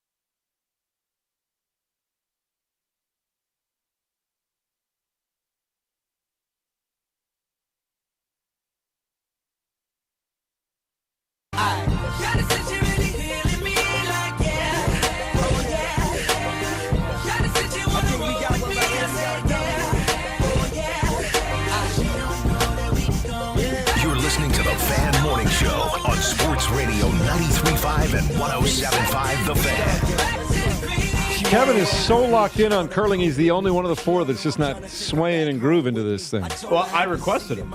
Okay, so then you're just stoic about it. Oh, I love a little back to the crib. Mark Dykton, as always, ask and you shall receive. Thank you. That's right. I take requests here. That is one of those songs that comes on when I throw the YouTube on the TV and clean the apartment, and the hips get to moving as I'm, mopping the floor. Just good vibes. It's funny, Mark, you played the celebration coming into Thad Matta just a moment ago by Kool and the Gang, and I was thinking after the Team USA women won the hockey gold yesterday, we had to have a little Kool and the Gang celebration. I forgot to mention it to you, so you telepathically picked up on it today. How about that? I'm right there. You're all over Locked it, man. in, as always. That's how that goes. Pacers lose last night to the Washington Wizards 112-105. And again, we've talked a little bit today about just how conflicting that feels when they rallied from that 17-point deficit and took a 1-point lead with 5:51 to go. Initially, your instinct is like, yeah, let's go. And then you kind of think to yourself, wait, I don't think they want to win this game. It's just weird. It just feels weird. No, my instinct is lose. That's all. I don't have any inkling to want to win right now. That's the Bears fan talking there. Save the winning for next season. I want the top pick, man. James, do you think the Colts care if the Bears move to Hammond? I don't, because, and you know what? Jake asked me the same question yesterday on his show, and the reason why I don't think I don't know if I should have asked it then. No, you're fine. I mean, it probably, well, in fairness to you, Kevin, it probably was a little bit short of a question because you know how my boy Jake can get. I'm like, where are we going? You got me out here in the woods, like the Israelites. Can you find me, back to the promised land in the question? But yeah, I think it's not that big of a deal, at least in my mind, because that part of the state is Bears country anyway, in my opinion.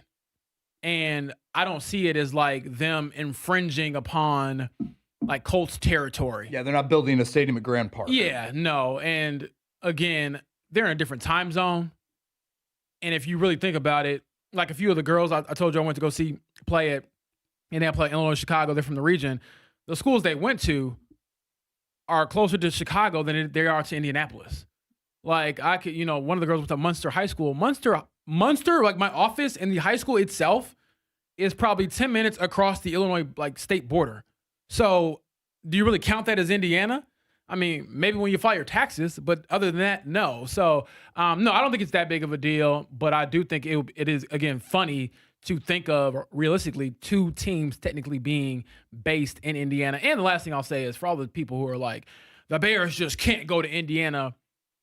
The New York football Giants play in New Jersey. So, like, what are we really talking about here? The Dallas Cowboys play and practice in Arlington. Right. I mean, if you think about it, Mark, there's probably like 5, if not more teams in the NFL that are named one thing and play somewhere else. The San Francisco 49ers not play. The Super Bowl we just had. Yeah, they're in Santa Clara. So, I don't, I think it's one of those things, Kevin, where it'll be a huge topic, and rightfully so. It is a big deal when you move, especially across state lines. However, people will adjust, and the thing that I think helps the Bears more than perhaps a team that's younger, like say this was the Houston Texans who don't have like the 100-year history. The Bears have one of the strongest brands in the country, probably in the world when it comes to the NFL. So you don't have to worry about fans filling up their seats. They will complain. I know Chicagoans. I was one of them. They will complain. They will still show up anyway. It's interesting. Go ahead. Well, I was just going to add, we asked Mark a little bit earlier, like, does he care as a Bears fan? And he didn't express too much care. But, yeah, from a Colts standpoint, I think, and I know I've said this before, but the NFL has marketing radiuses. Yeah, 75-mile radius around, where your team facility is. So for the Colts, if you've ever driven down I-74 to Cincinnati, whatever, once you hit Lawrenceburg, but once you hit, I'm trying to think like East Central High School, it is actually Cincinnati Bengals marketing territory. As you go down south on 65, even to probably past Seymour, that area, I believe, is also Cincinnati Bengals. So, that part of the state, I mean, think about it, training camp, and this is back in the day, but the Bears used to have training camp in Rensselaer. I would assume up there, that marketing radius is Bears territory, not to mention just the general, and you know this full well, James, but if you counted 10 regionites, if that's a word, probably 8 or 9 of them are Bears fans. So to answer my own question, like, do the Colts care? I don't really think they do. I mean, ideally, would they rather them be in Arlington Heights? Maybe, but I mean, honestly, they're only calling Indiana home, 8 Sundays out of the year? Is it Lake Forest, Mark? Is that where their headquarters That's where are? Alice Hall is, yeah. North of Chicago. And they have moved training camp back there, correct? Yes. Mm-hmm. So they don't even do where else did they go? The Nazareth. They used to go to Olivet Nazarene in Bourbonnais. Yeah. Used to, not anymore. Here's a quick statement that Joy Erickson, friend of the show, Colts reporter, Indy Star, got from the Colts on the Bears stadium push, and all they said was, "We wish the Bears all the best in their stadium initiative." That to me doesn't sound like a team that is, all, clutching their pearls, like, oh my gosh, I'm going to lose my fan base. Like, that's not going to happen. And again, they have the rules built in place, like you said, Kevin, about marketing to kind of ensure you do have the opportunity to keep your fan base. All right, coming up in a moment, we'll head overseas to Italy. Zach Kiefer standing by to give us a report from there. That's next at 93.5 and 107.5 The Fan.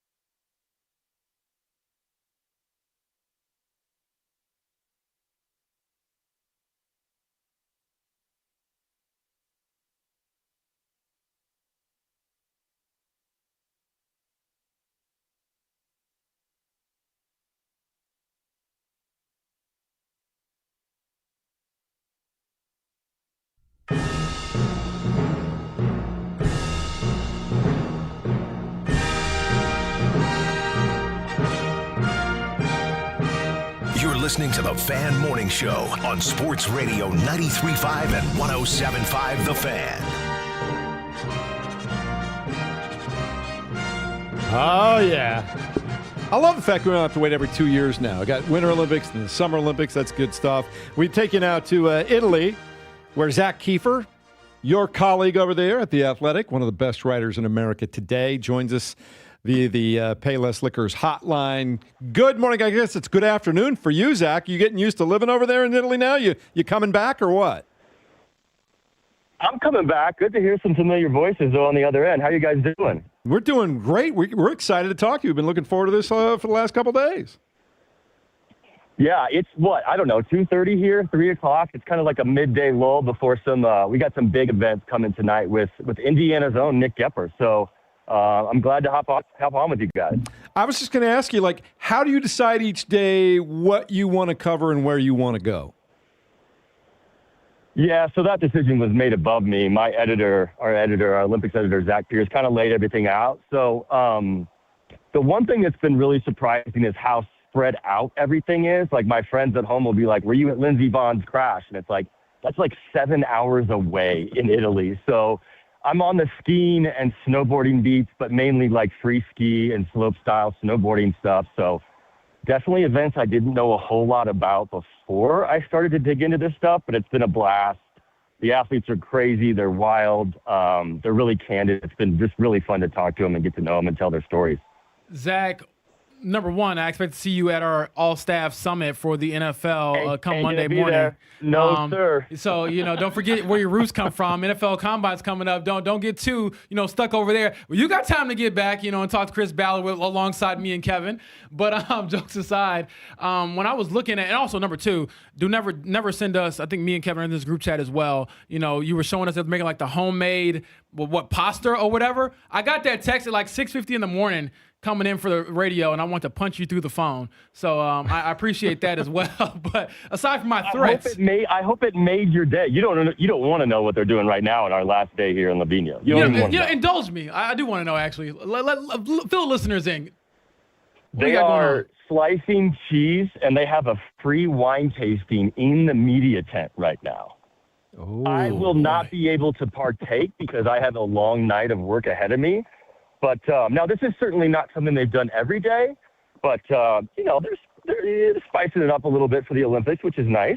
Extra sizzle on that athletic story coming right. tonight. I'm like, I got to make sure. Nick Gepper chef kiss here for the I got to make Lawrenceburg sure I Friday. check and make sure that, the commas and the periods supposed to go where they're supposed to go. If one's off, I'm going to be like, one too many sips. Yeah, don't end up like that Australian reporter that was a little tipsy when she was doing her report the other night. Don't do that, Zach. But for the preparation for the Winter Olympics, what did you do to kind of at least get an understanding of what's going on, what you have to cover? Because you don't necessarily want to go in as the completely clueless reporter who's, hey, I got an opportunity to cover the Olympics, but you don't know what's going on. So how did you kind of get up to speed with just the biggest event in the world? Yeah, we went to the Team USA Summit in October, which was really, really helpful for me. I got to know the athletes. And the great part about these sports, and I don't mean to take a shot at the NFL, but sometimes you just can't ask dumb questions in the NFL. In these sports, you absolutely can. And so I asked a lot of dumb questions, and I learned a lot. And these athletes were gracious with their time. They were candid. They were refreshingly honest. I mean, there were times when they wanted to know more about my job than I was able to ask them about theirs. Like, they were fascinated with the Phillip Rivers story when that was happening in late December. And I was like, guys, you ski down a mountain at 90 miles an hour. That's more interesting right now to me. They were great. I've had so much fun getting to know some of these athletes. And the other thing is, I don't think the reader wants me to be describing, a double cork 1080 aerial backflip jump. I don't know what that is. Can I be honest? I don't know what that is. The reader probably doesn't know what that is. So instead of going super, super technical, I can write about who these people are. And they're fascinating. I wrote about, a woman who quit the sport at 20 and became a plumber and then got back into it a couple years ago and got to compete in the half pipe in the Olympics a couple days ago. And Ryan Cochran-Siegel works at his family's maple syrup farm in Vermont. And, oh, by the way, won a silver medal, beat the biggest, best skier in the world from Switzerland in the process. and won another silver medal that no one thought he was going to win. So it's been awesome. Nick Gepper is a really cool dude. He's going for his 4th medal tonight. That dude grew up going to Perfect North Slopes in southern Indiana. Anyone listening out there has ever been to Perfect North? It is not an Olympic training ground. And I asked him about that, and he said, look, if I grew up in Vail, I'd get to do 1 run an hour because it's so crowded. I grew up in Perfect North, I could do 15 runs an hour, and that's how we got really good. So it's been really refreshing. And no, James, you will not see me interviewing NFL players next week at the Combine. Zach, first off, thanks for the time. I know you're insanely busy, so really appreciate you making time for us. Has this created an itch to cover, and let's just stick with the Winter Games, like any other particular events? Obviously another Winter Olympics. Do you wish there was a story that you've come across that you could have covered here, whether it's, maybe not in Cortina, maybe more in the Milan area? Just kind of what's your first experience been like from that aspect of it? Yeah, I would have loved to see Michaela Schifrin's gold medal winning run a couple of days ago.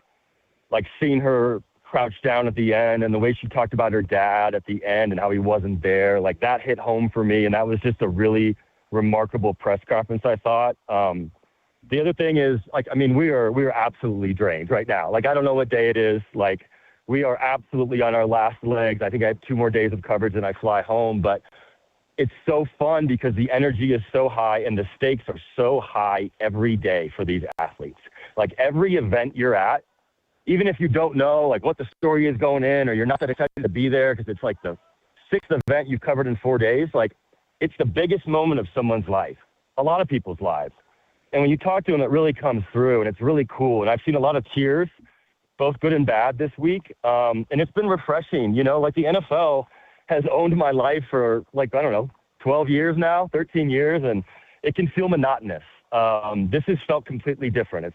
It's been refreshing in a lot of ways. It's been fun to talk to different athletes with different stories. And I think, I've been a sports writer for quite a while now. I feel like it's good to be challenged as you go through your career and do things that are uncomfortable and do things that are really hard. Like me writing about skiing, like that shouldn't have happened. Like, I don't know what I'm doing. I'm not a very good skier, any of that, but I can tell a story, and it's been fun to be challenged in that way and try something new. And I actually kind of know what I'm doing on day 19 of 21. So when I got here, my head was spinning, but I figured a few things out. It's been a blast. Zach, I'm struck by this watching from afar. I'm curious if you've experienced it in person. I get, obviously, more people are watching the Super Bowl, of course, but I would argue the fact that it's every 4 years, I'm not sure if there is pressure for these individual athletes anywhere else in the world. I mean, and I probably am speaking specifically to watching the figure skaters and see some of them not even perform the routine they have prepared. It's not like they do the routine that they were thinking they were going to do and they just don't do it well. But no. They get so nervous out there, they don't even do the actual routine because of the nerves and the magnitude of every 4 years. And you might only get one crack at it, depending on your event and your age. Have you felt that? I don't know, maybe the snowboarders are more chill, so you don't feel that. But have you, kind of felt the magnitude of what a pressure is like at an Olympic Games where, it's not even like golf or tennis where you have a major, you get 4 of them every year. Yeah, that's what makes it so special. The drama is very real. It is very tangible. You can feel it, you can see it, and you can absolutely hear it in the athlete's words afterwards. I mean, Nick Gepper just told me a half hour ago. Now, he just crushed his qualifying run. He was perfect. And he'll be the second guy to go tonight in finals and one of the favorites. And he said he woke up this morning and was crying in his bathroom because he was just so nervous. This is 4 years of waiting for these athletes. And Ilya Milinin, the figure skater, I'm not in Milan, but for him to stand up to the cameras afterward and said, it was too big of a moment for me. I'm paraphrasing, but that's essentially what he said. The nerves got to him. That's real. And that's, I think, as sports journalists, I think that's what we're all kind of chasing, right? Is the real, the good, the bad. But we don't want the PR stuff. We don't want the fake stuff. And I think in the NFL, you deal with a lot of that coach speak or whatever you want to call it. And there's just not been a lot of that. And you can feel it out here. And it's just really fun to hear the real stuff from the athletes. I just talked to Hunter Hess, who was trashed by President Trump a couple of weeks ago. And I asked him, what's it like to be called a loser by the president? And he said it was the hardest 2 weeks of his life. But because of his teammates, they picked him back up, and he had a really good qualifying run as well. So it just feels like a world away from what I'm used to, and it is obviously both like in literal sense, but also figuratively. So none of the athletes, Zach, have told you they have to watch the film when you ask them what happened out there? I haven't been told that one time, James. I just realized that. That just made my day. What is there a singular thing that sticks out in your mind when you think back a year from now, 2 years from now, 5 years from now, and go, man, I'll never forget that about this international competition and being just dropped into the middle of it and living it? Yeah, tell me if you guys have ever heard something like this. I certainly have not in the NFL or college basketball or pro basketball, maybe. So Chloe Kim is going for history, right, in the half pipe last week. She's the best female snowboarder ever. She's a stud. Now, she's injured, but she's still in first place after one run at the half pipe. Miles Garrett's here. He's watching. She just looks and snowboards better and faster and higher than every other female. Like, you can just tell when you're out here. And there's a competitor from South Korea who has this nasty fall in the first run. I mean, it was nasty. She was limping the rest of the night. And Chloe goes over to her at the top of the hill and says, "Shake it off. You got it. You're a great snowboarder." Literally encouraging the girl that would take the gold medal from her, because that South Korean snowboarder went on and had a great run and just edged Chloe for the gold medal. So Chloe could have had history. She could have stamped herself as the only female, three-peat winner of the half pipe in Olympic history. I don't think you're ever going to hear that in the NFL. And maybe that's a good thing, right? Like an opponent is encouraging someone else on the other team to do their best and to take something that they want. It was a simple moment of sportsmanship. It was refreshing. It was really cool. And the South Korean, she calls Chloe her idol. And to have that happen and to be there and to kind of see it all unfold, it was really cool. It's easy to get jaded in this job. And this last couple of weeks have really done the opposite for me. It's been really revitalizing. It's good stuff. Zach, thanks for taking the time out for us. I know you're busy out there. I know you're going to probably need a week or two to decompress when you get home. But great stuff. We've been reading. Travel safe, and we'll talk to you when you get home. Thanks, Zach. Thanks, guys. Have a good one. You too. Yeah, you think about the National Football League. A guy will just take a guy out in the first quarter and look down on him and go, "Yeah, I'm going to be here all day long." Yeah. Honestly, when he said that made me think of Phillip Rivers. He's kind of like that to a degree, at least after the game. But I do want to say this, and I'll tell him this on his own, and he'll tell me to shut up. But Zach has earned that opportunity to go cover the Olympics. I know he's done a lot of great work at The Athletic and really throughout his journalism career, but he is truly one of the best in the business. So him saying, "Oh, how did I end up here?" It's because he put in a lot of work, and he's been great for a long time. So he's one of those writers where when I see something that he's written, I don't care what it's about, I'll usually click on it. Well, and the Olympics are so much about storytelling. Yeah. We don't know these athletes. Right. Or at least a large portion of them. And Zach is the ultimate storyteller. So I will echo all of that. Very, very well deserved. And hopefully he'll be at LA in 2028. I told him everything he knew about the Colts beat, and then he left me. Speaking of the Colts, odds are out from DraftKings for over-unders. Any ideas on what they've got the Colts at right now? I'm putting 8 and 9, 8.5 wins, because that's usually where they're rubbing around. They've been 8.5 10 years in a row, and I think they're 8.5 again this year, right? You are correct. 8.5 Seriously? right now. Yeah. Texas, but the division is there to be had. Oh, don't. Houston is 9.5. Jacksonville's 9.5. The Jeff, Colts are 8.5. They haven't won the division in 11 years. I was about to say, Jeff, we're trying to keep them listening to the show, brother. Man, it's funny that you can literally take that and clip it and then replay it next year and the year after that, because that is you could have literally said that in what is 2021. happening. Yeah, I would have believed you. So you're not optimistic about a division title? What month are we in? I'm worried about the hammer throw right here. Massive for Tabitha. Switzerland? No, that's Team USA. Yeah. We actually, Mark actually came in and logged in on his own personal account so we could get that up on the TV today. Yeah, you're welcome. Because ours is not working here in-house. So good job Now, out if I of you. stop seeing some random purchases, that's getting that I you're was gonna losing say, permission. hey. You said Kevin wants to see the very end of what was the movie you were looking at yesterday? 50 Shades of Grey. 50 Shades, yeah. I wasn't looking to watch any of that. Certainly not with you guys. What happened there, Kevin? We got one, so we're down 4-3. All right. We were a heavy underdog in this. And so the hockey's supposed to roll today. That's what Vegas is telling me. Vegas is saying Slovakia is not any good and the U.S. is going to roll. Is that right? They should, but that's what makes me nervous. I also feel like hockey's it's just different. Whereas than Canada, like basketball Finland, the other semifinals, a little bit dicier, more competitive. Yeah.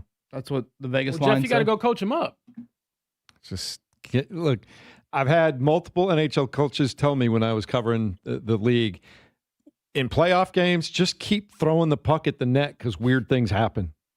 The more time the puck spins in front of the net, skate goes off here, you get it off sometimes the other team gets an own goal. You just keep throwing the net at the puck. I think or the you're puck more at the net. prone to the upset in a sport like hockey because, like basketball, you could probably pencil a guy in for 20 points a night, no matter what the setting is in the playoffs, if they're Tyrese Halliburton or LeBron or Kevin Durant. But, you can't pencil someone in for a goal every game. I mean, that'd be great, but typically doesn't happen that way. So we'll see what is crazy, though, when you go back and watch great Game 7s or Olympics or things of that nature, it is crazy to me how often the one or two best players on a team are the guys that do make the difference at the very end. Like we saw Hughes the other day, one of the best players for the Team USA. And we saw yesterday, two of their best players get the goals when it matters, right? Absolutely.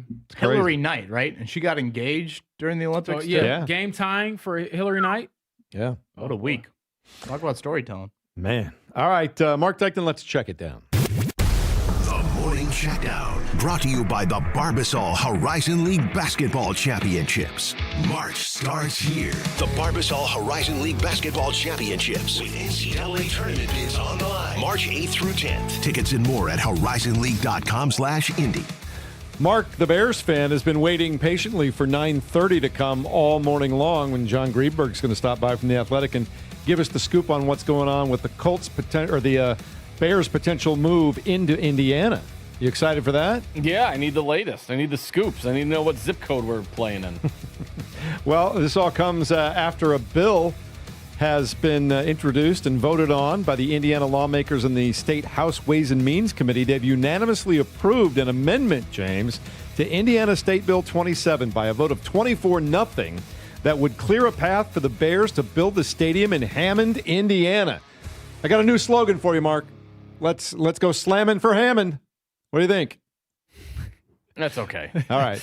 I didn't think you'd like it, but my question, and I'll ask John this later, is where did the money come from? That's what I want to know. People always want to make, decisions, declarations. Let me know how you're paying for it. What are you talking about? There's gold in the dunes. What are you talking about? It sounds like we got to make a trip, brother. I know. And Kevin, you had pointed out, really, it's not going to affect the Colts at all, right? If that not that it necessarily will happen, but if it did, it doesn't really affect the Colts. Yeah, does it? I don't think so. I mean, if you want to get technical and you have hopes and dreams of another Super Bowl here in the state of Indiana, the fact that they would build a new stadium in Hammond, I would assume, typically in the NFL, if you build a new stadium, the Super Bowl will come. So I guess the state might get a Super Bowl if people care about that, and it won't be Lucas Oil Stadium in all likelihood. On his social media account, Indiana Governor Mike Braun wrote, "Indiana is open for business, and our pro-growth environment continues to attract major opportunities like this partnership with the Chicago Bears." I'm waiting for him to drop the first check on the stadium. All right. NBA last night, the Indiana Pacers returned from the All-Star break, and they came close but lose to the Washington Wizards 112-105. And believe it or not, a lot of Pacers fans are happy about that today, James. Believe it or not, I mean, you could take that preference out. Yes, they are happy about that. Losing helps them long term. All right, injury-wise. Embrace the pain, Jeff. Aaron Nesmith twisted an ankle and left the game, did not return. Cam Jones hurt his back. And we also saw that Andrew Nembhard played limited minutes and not much in the second half either. Exited with 5 to go in the third quarter for, I'll say it, tanking reasons, and never returned to the game.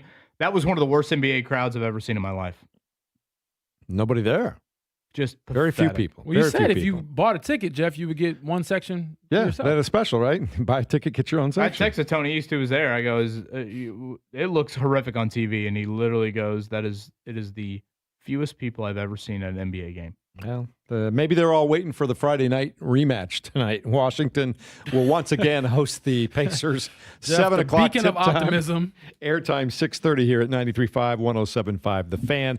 We've been talking about the Olympics. Curling, it is 4-3 right now after how many ends, Kevin, between Switzerland and the United States? Something like that to go here. And then shout out to Nick Gepper, as Zach Keeper just mentioned with us, the Lawrenceburg, the veteran of the Winter Olympics.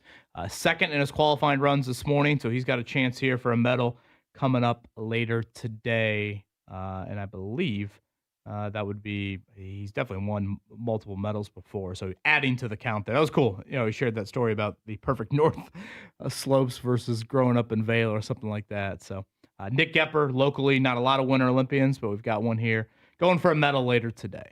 All right, Team USA women win the gold medal in hockey yesterday. They tied the game on a 6-on-5, pull the goalie from the net move with less than a minute and a half remaining in regulation. Then they win it on a Megan Keller, just unbelievable play in front of the net for Team USA. You likened it to just a nasty crossover in basketball, James. Yeah, that was Allen Iverson on Michael Jordan as a rookie. I mean, just sick. And honestly, if you're the opponent in that situation, Jeff, it obviously stings, but you got to just tip your cap. That was a great move. Today, the men will play in a semifinal game against Slovakia. That one starts at 3:10. Also yesterday, Alyssa Liu wins gold in figure skating for the Americans. First time in over 20 years that they've won in women's figure skating. A gold medal for the individual there. What else do we have? Girls have semi-state starting this weekend tonight, as a matter of fact, right, James? Semi-state is tomorrow. They don't play it. No games tonight at all? No games tonight. Right. Semi-state is tomorrow, and obviously that is a chance to go to the state final.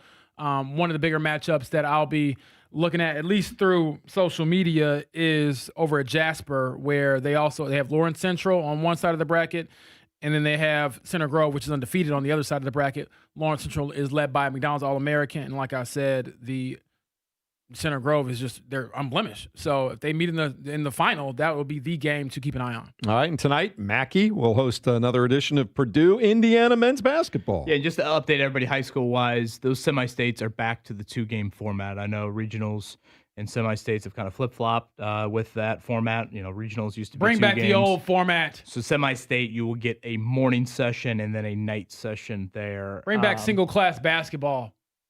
That sounds like a July 10th topic for us here. Tonight, and Mackey can't wait. Watched meaningless basketball last night, Pacers Wizards. It won't be meaningless tonight at all. Purdue and Indiana, a 10.5-point favorite. I was surprised to see that big of a number for the Boilermakers. Of course, Indiana won the first matchup. Nick Dorn, very good. Braden Smith, pretty quiet. The overall size of Purdue, not really asserting itself in that game. So 8 o'clock tonight inside of Mackey. You can watch that on Fox with Gus Johnson on the call. All right. Coming up in a moment, we'll find out more, Mark, about a potential move for the Bears. Shout out to Indy Ignite. They won last night in a sweep. Okay. 9-2 on the year, leading their league. We got to go out and see one of those. That'd be fun. I'd like that. All right. Field trip. We'll talk to John Greenberg about potential movement in the National Football League next. 93.5, 107.5 The Fan.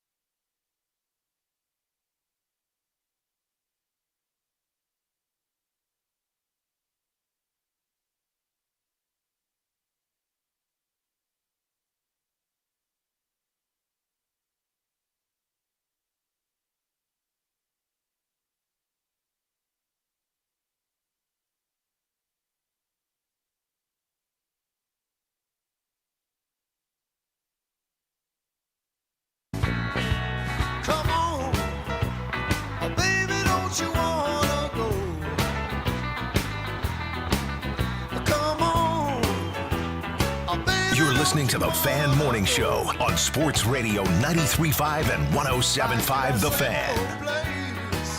Sweet home, Chicago.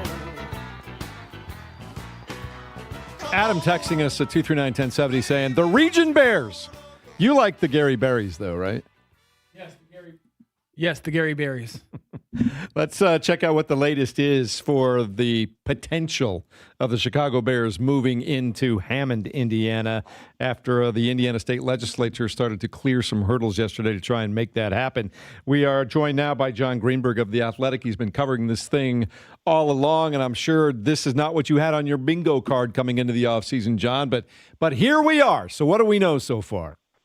Well, hey, listen, we knew once Indiana, kind of got in the mix, we knew they'd come up with a pretty good, I'm trying to think of the word, like a process, a pretty good plan, because they've done this recently, like when Speaker of the House Houston was talking yesterday, he mentioned, everything they did with Lucas Oil Stadium. That's basically the same kind of plan in terms of how to fund the infrastructure and fund the building of the stadium. So they kind of had a pretty good blueprint. Now, it's a little different, building a new stadium in downtown Indianapolis where the old one was than getting the Bears to move to Wolf Lake and Hammond. It's a slightly different kind of process. So plan's good. I don't think it's I still think the Bears end up in Arlington Heights. John, well, first of all, I have a very hard-hitting journalism question for you. I was texting you last night trying to get you on the show. You told me you had a paddle tennis playoffs last night. Did you get a win? Well, it was more of a play-in because we basically had to sweep last night in a makeup match, and the team we were chasing had to lose pretty badly. You sound like the Chicago Bulls right now, by the way. I know. Oh, my gosh. Bulls, yeah. But we did sweep. We won 12-2. We swept all our matches. But the other team, we needed the first place team to help us with a sweep, and they could not get that done. They split with the team we're chasing, so we are out of the playoffs. We're on the outside looking in. We missed it by 2 points. I'm the captain, so I think my job is in jeopardy. My unpaid high-stress job of captaining a bunch of other adults in their 30s and 40s and 50s and figuring out lineups and dealing with hurt feelings. I think that might be in jeopardy. It's kind of funny because the club – I play for a park district, and the club that beat us that got in the playoffs is actually the inspiration for Caddyshack. So we actually lost to Judge Smale's club, which is, a real kick in the teeth. So now that we got that out of the way, as I told you, I guess you're allowed to stay on the show because when you texted me and said, hey, I got to lock in tonight, I told you, hey, I don't want losers on our airwaves. But I feel you swept, so I'll give you some grace there. But jokes aside, as much as you talk about being, a leader for your team, which obviously isn't a professional one, when it comes to the leadership of the Bears, how much of a sticking point has it been to maybe not get the momentum and the backing from the home state?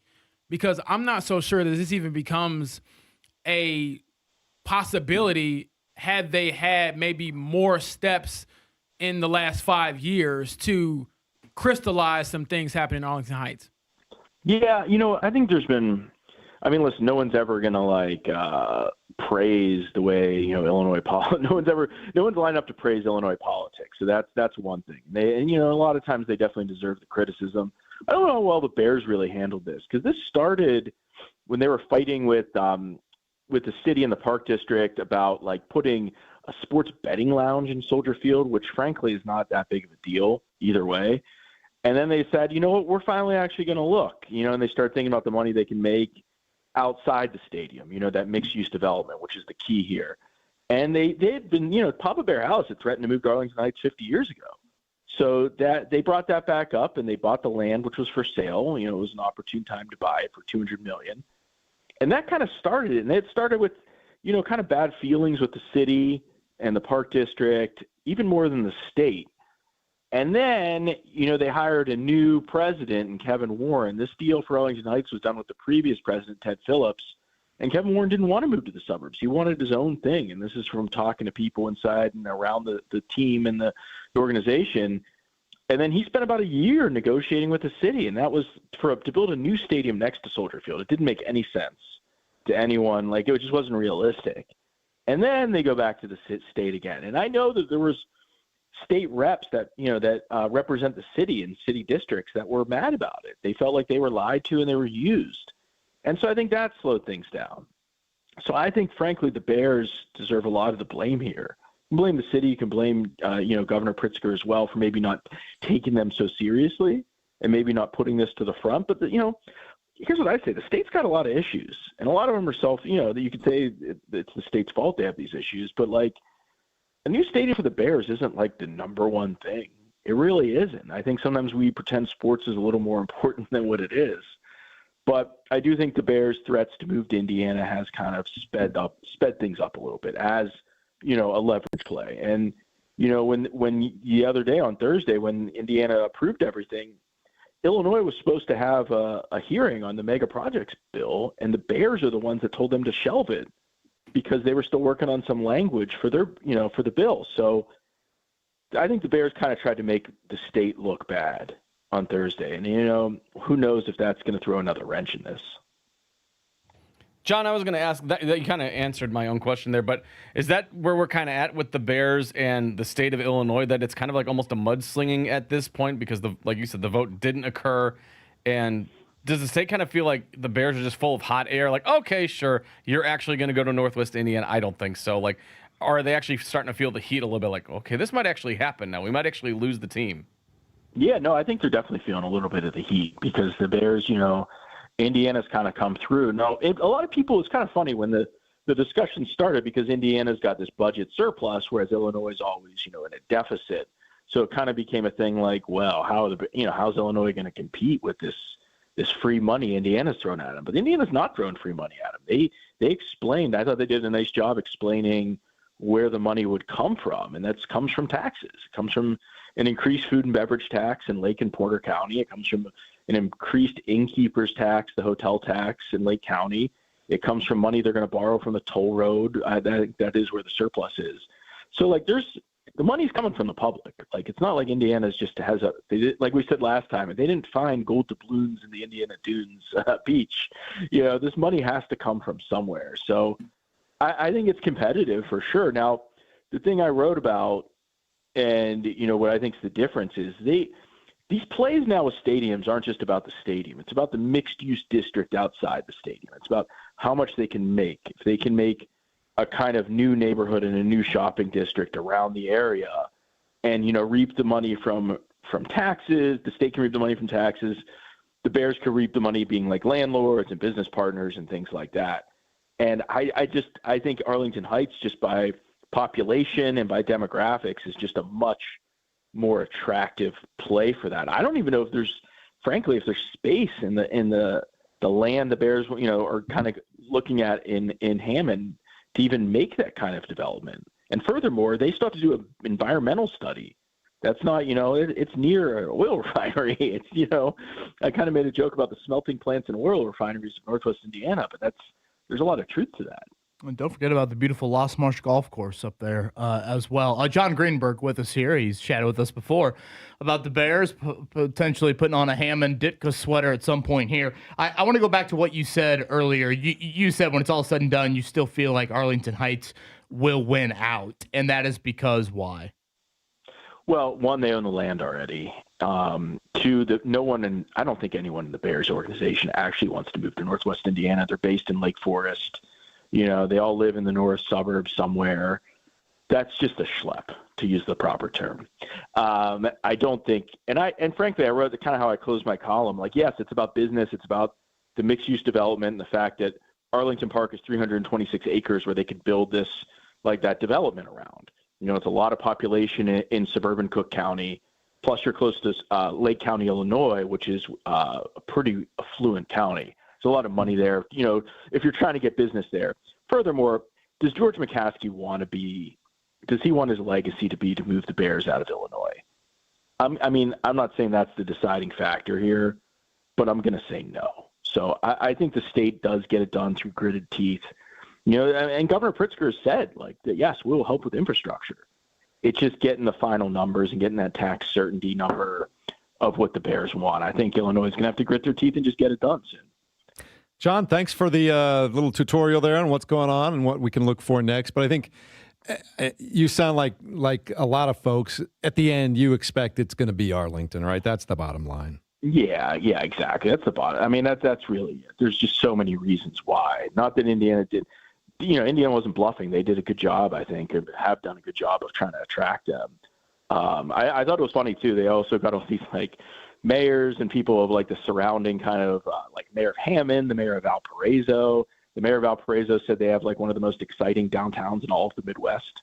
So I think when I drive to Indy for the combine, I might stop in downtown Valparaiso.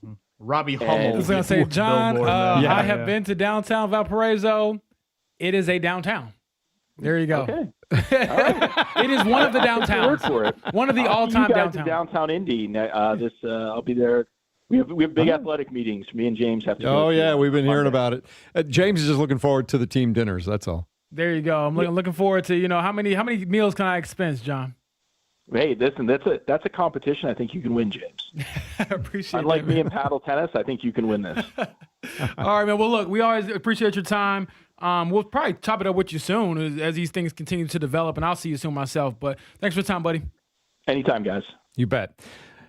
Nice to hear from him. And look, it's fun to talk about, but it's really, truly at the end of the day, it's tough to imagine, James, that they're going to move to Hammond, Indiana. Yeah, again, that's why I appreciate him coming on and indulging, the Chicago area native in myself and Mark Dykton and others who might be interested in what's really going on and giving us just the real of what's happening rather than the headlines, because you see the headline and then, he broke it down very simply to all of us, I thought, and kind of put it in English for us. So that was good. All right. Shout out to Brian Kelly of the shop, Mark Dykton. If you're not rocking the Ditka Hammond t-shirt on Monday, I don't know. You can't even call yourself a What are we Bears fan. doing?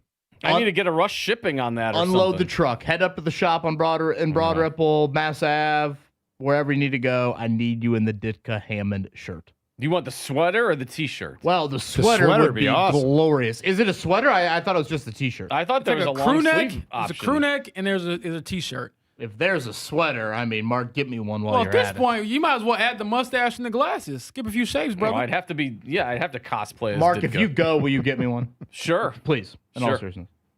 All right, coming up in a minute, we will close the week out and tell you what to look for tonight at Mackey. Also, a lot of great comments coming in towards the end of the show. 239-1070. We'll get to some of those as we continue next. 93.5, 107.5, The Fan.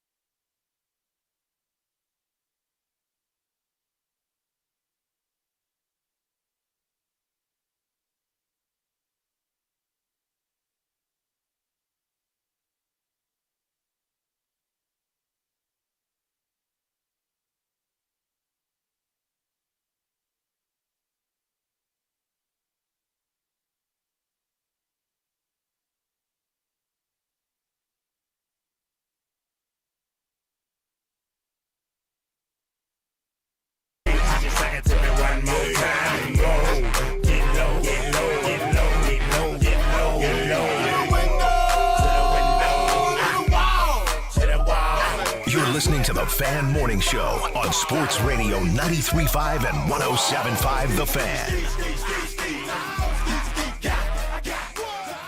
So you finish off the week, Mark Dykton. Request from Tim. I told you I take requests. There we go. There you go, Tim. Again, this is Mark starting his second career as the wedding DJ. You play this at a wedding, it gets lit. It's turned up. Tim might have some Gene marks on the wall tonight, man. I want to be Tim. Don't forget, right after the father-daughter dance, we're getting low with Little John and the East Side Boys. Grab your drinks, ladies and gentlemen. What they say at my school, leave a little room for Jesus. Man. A lot of people checking in on the Zach Kiefer interview today. Crypto Jedi says at 239-1070, that was a really good interview, provides a lot of insight we don't get from the TV and how uniting of an event the Olympics can be. Yeah, I really enjoyed that perspective from Zach. So you can check that out up on the podcast. Thad Mata a little bit earlier on 500 wins. I know we've had several people ask about, is there anything more on the Josh Henderson, Alan Henderson's son, transferring from University to Carmel? Greg Rakestraw, we chatted with him about that. So Mark will have all that up. Of course, little Bears Stadium talk as well up on the pod. Brian Lafayette says the Chicago Bears feel like a 10-year-old kid who packs their suitcase and says they're running away to Hammond. Then they walk slowly away from home, stopping to look back over their shoulder every 10 feet to see if someone is going to stop them. I did that once and got to the mailbox. Did you guys ever threaten to do that? I spent half the night in a gas station men's restroom with the door locked about a block from my house. Hold up. Whoa, Jeez, whoa. Man, you really did it then. Man. Yeah, I got in a lot of trouble for that one. My parents were scared out of it. Especially for the person that had to use the toilet. Like, can you get out of there, young man? Can you imagine you've been waiting to pee all, for 50 miles and all of a sudden it's Jeff Rickard in there? Of all the places I'm running away, it's not a men's restroom I'm hanging out in. In fairness, Jeff was a child, Mark. You're not thinking of logistically about. Yeah, Mark's finding the nearest club with Little John and the East Side Boys. Mark's like, you know what? The Ritz-Carlton is free tonight. I think I'll stop there. I found a place that had heat and a door lock. That's what I did. Well, your boy did not run away because I was pretty logical after the anger subsided. Like, where am I going to go? I didn't even learn how to cook really until I moved out of my parents' house when I was like 25. So I'll tell you this though, as a parent now, Kevin, and you can appreciate this, and you too, Mark. I look back at that now, and for those 2 hours, I can't imagine how terrified my mom was. Oh, I can't even imagine. And then she said, "Where have you been?" You're like, "The men's room." I thought I was sweating enough at this curling match. I can only imagine what I would be at that. We need Tabitha to come up big here. Uh-oh. Is this getting down to it now? We're in the 8th, and we're down 4-3. One final question about running away, and really it's the inverse of that. Have you lost your kids? Because my parents told me they lost us at various, not like a lot, but it was like for about 30 minutes in the mall, I got terrified and you were running around of like a water fountain. Yeah, I've lost Max in the grocery. Ooh, scary. You're kind of going up and down every aisle. You're kind of like, oh boy, where is he? Found him near the strawberries, which is where I should have known he'd be. I still guilt trip my parents about that. When I walk through the door, I'm like, see, I'm here, okay? You did your job. Now I'm responsible for myself. You didn't screw it up too much. One time we were getting ready to go somewhere for like the weekend, and the boys were like 4 and 5. They're only a year apart. And all of a sudden, we're packing and we're putting everything together, and we notice we haven't seen the boys in like 5 minutes. Like, where are they? So I'm calling them like, hey, we're getting ready to go. Nobody shows up. And we start freaking out. We can't find them anywhere. Home? Yeah, we look at all the rooms in the house. They're not there. We look in the backyard. They're not there. Okay. Look at the front yard. They're not there. Now we're kind of freaking out, and we got the neighbors are out now canvassing the neighborhood just to make sure, have you seen them, whatever. They had already put themselves in the back seat of the SUV in the garage, and were just waiting for us. Dang. I'm not going to lie, Jeff. That was terrifying, man. That's what I say. Do better. Look back. Shout out to the kids. Is there a more polarizing Indiana athlete than Benedict Mathurin? Our YouTube chat has chatted about Benedict Mathurin for 3 hours. For those that didn't follow, he had 38 points last night, tied his career high with the Clippers. It is amazing, the Mathurin discourse. You know what it is to me? And I think people have a hard time recognizing that he's a very talented player, but he probably just didn't fit here in Indiana, and that is okay. Like, I don't know if he would even reach his ceiling as a player with this rendition of the team, but for those, I've seen some of the comments like, oh, man, like Rick Carl didn't use him right. What do you mean? They got to Game 7 of the finals. And the only reason they probably lost it is because their best player tore his Achilles. So I don't want to hear that like they could have used or changed some things for Benedict Mathurin, but that's a conversation for perhaps next week. All right. We're not going to finish the curling before we get off the air, are we, Kevin? A big one tonight inside of Mackey, 8 o'clock. Purdue and Indiana. Again, a 10.5-point spread. Braden Smith, Fletcher Lawyer, 3-4 all time against legacy game tonight. The Hoosiers. Kind of a crazy stat when you consider how decorated their careers have been. All right. Have yourselves a great weekend. Mark, go get that T-shirt.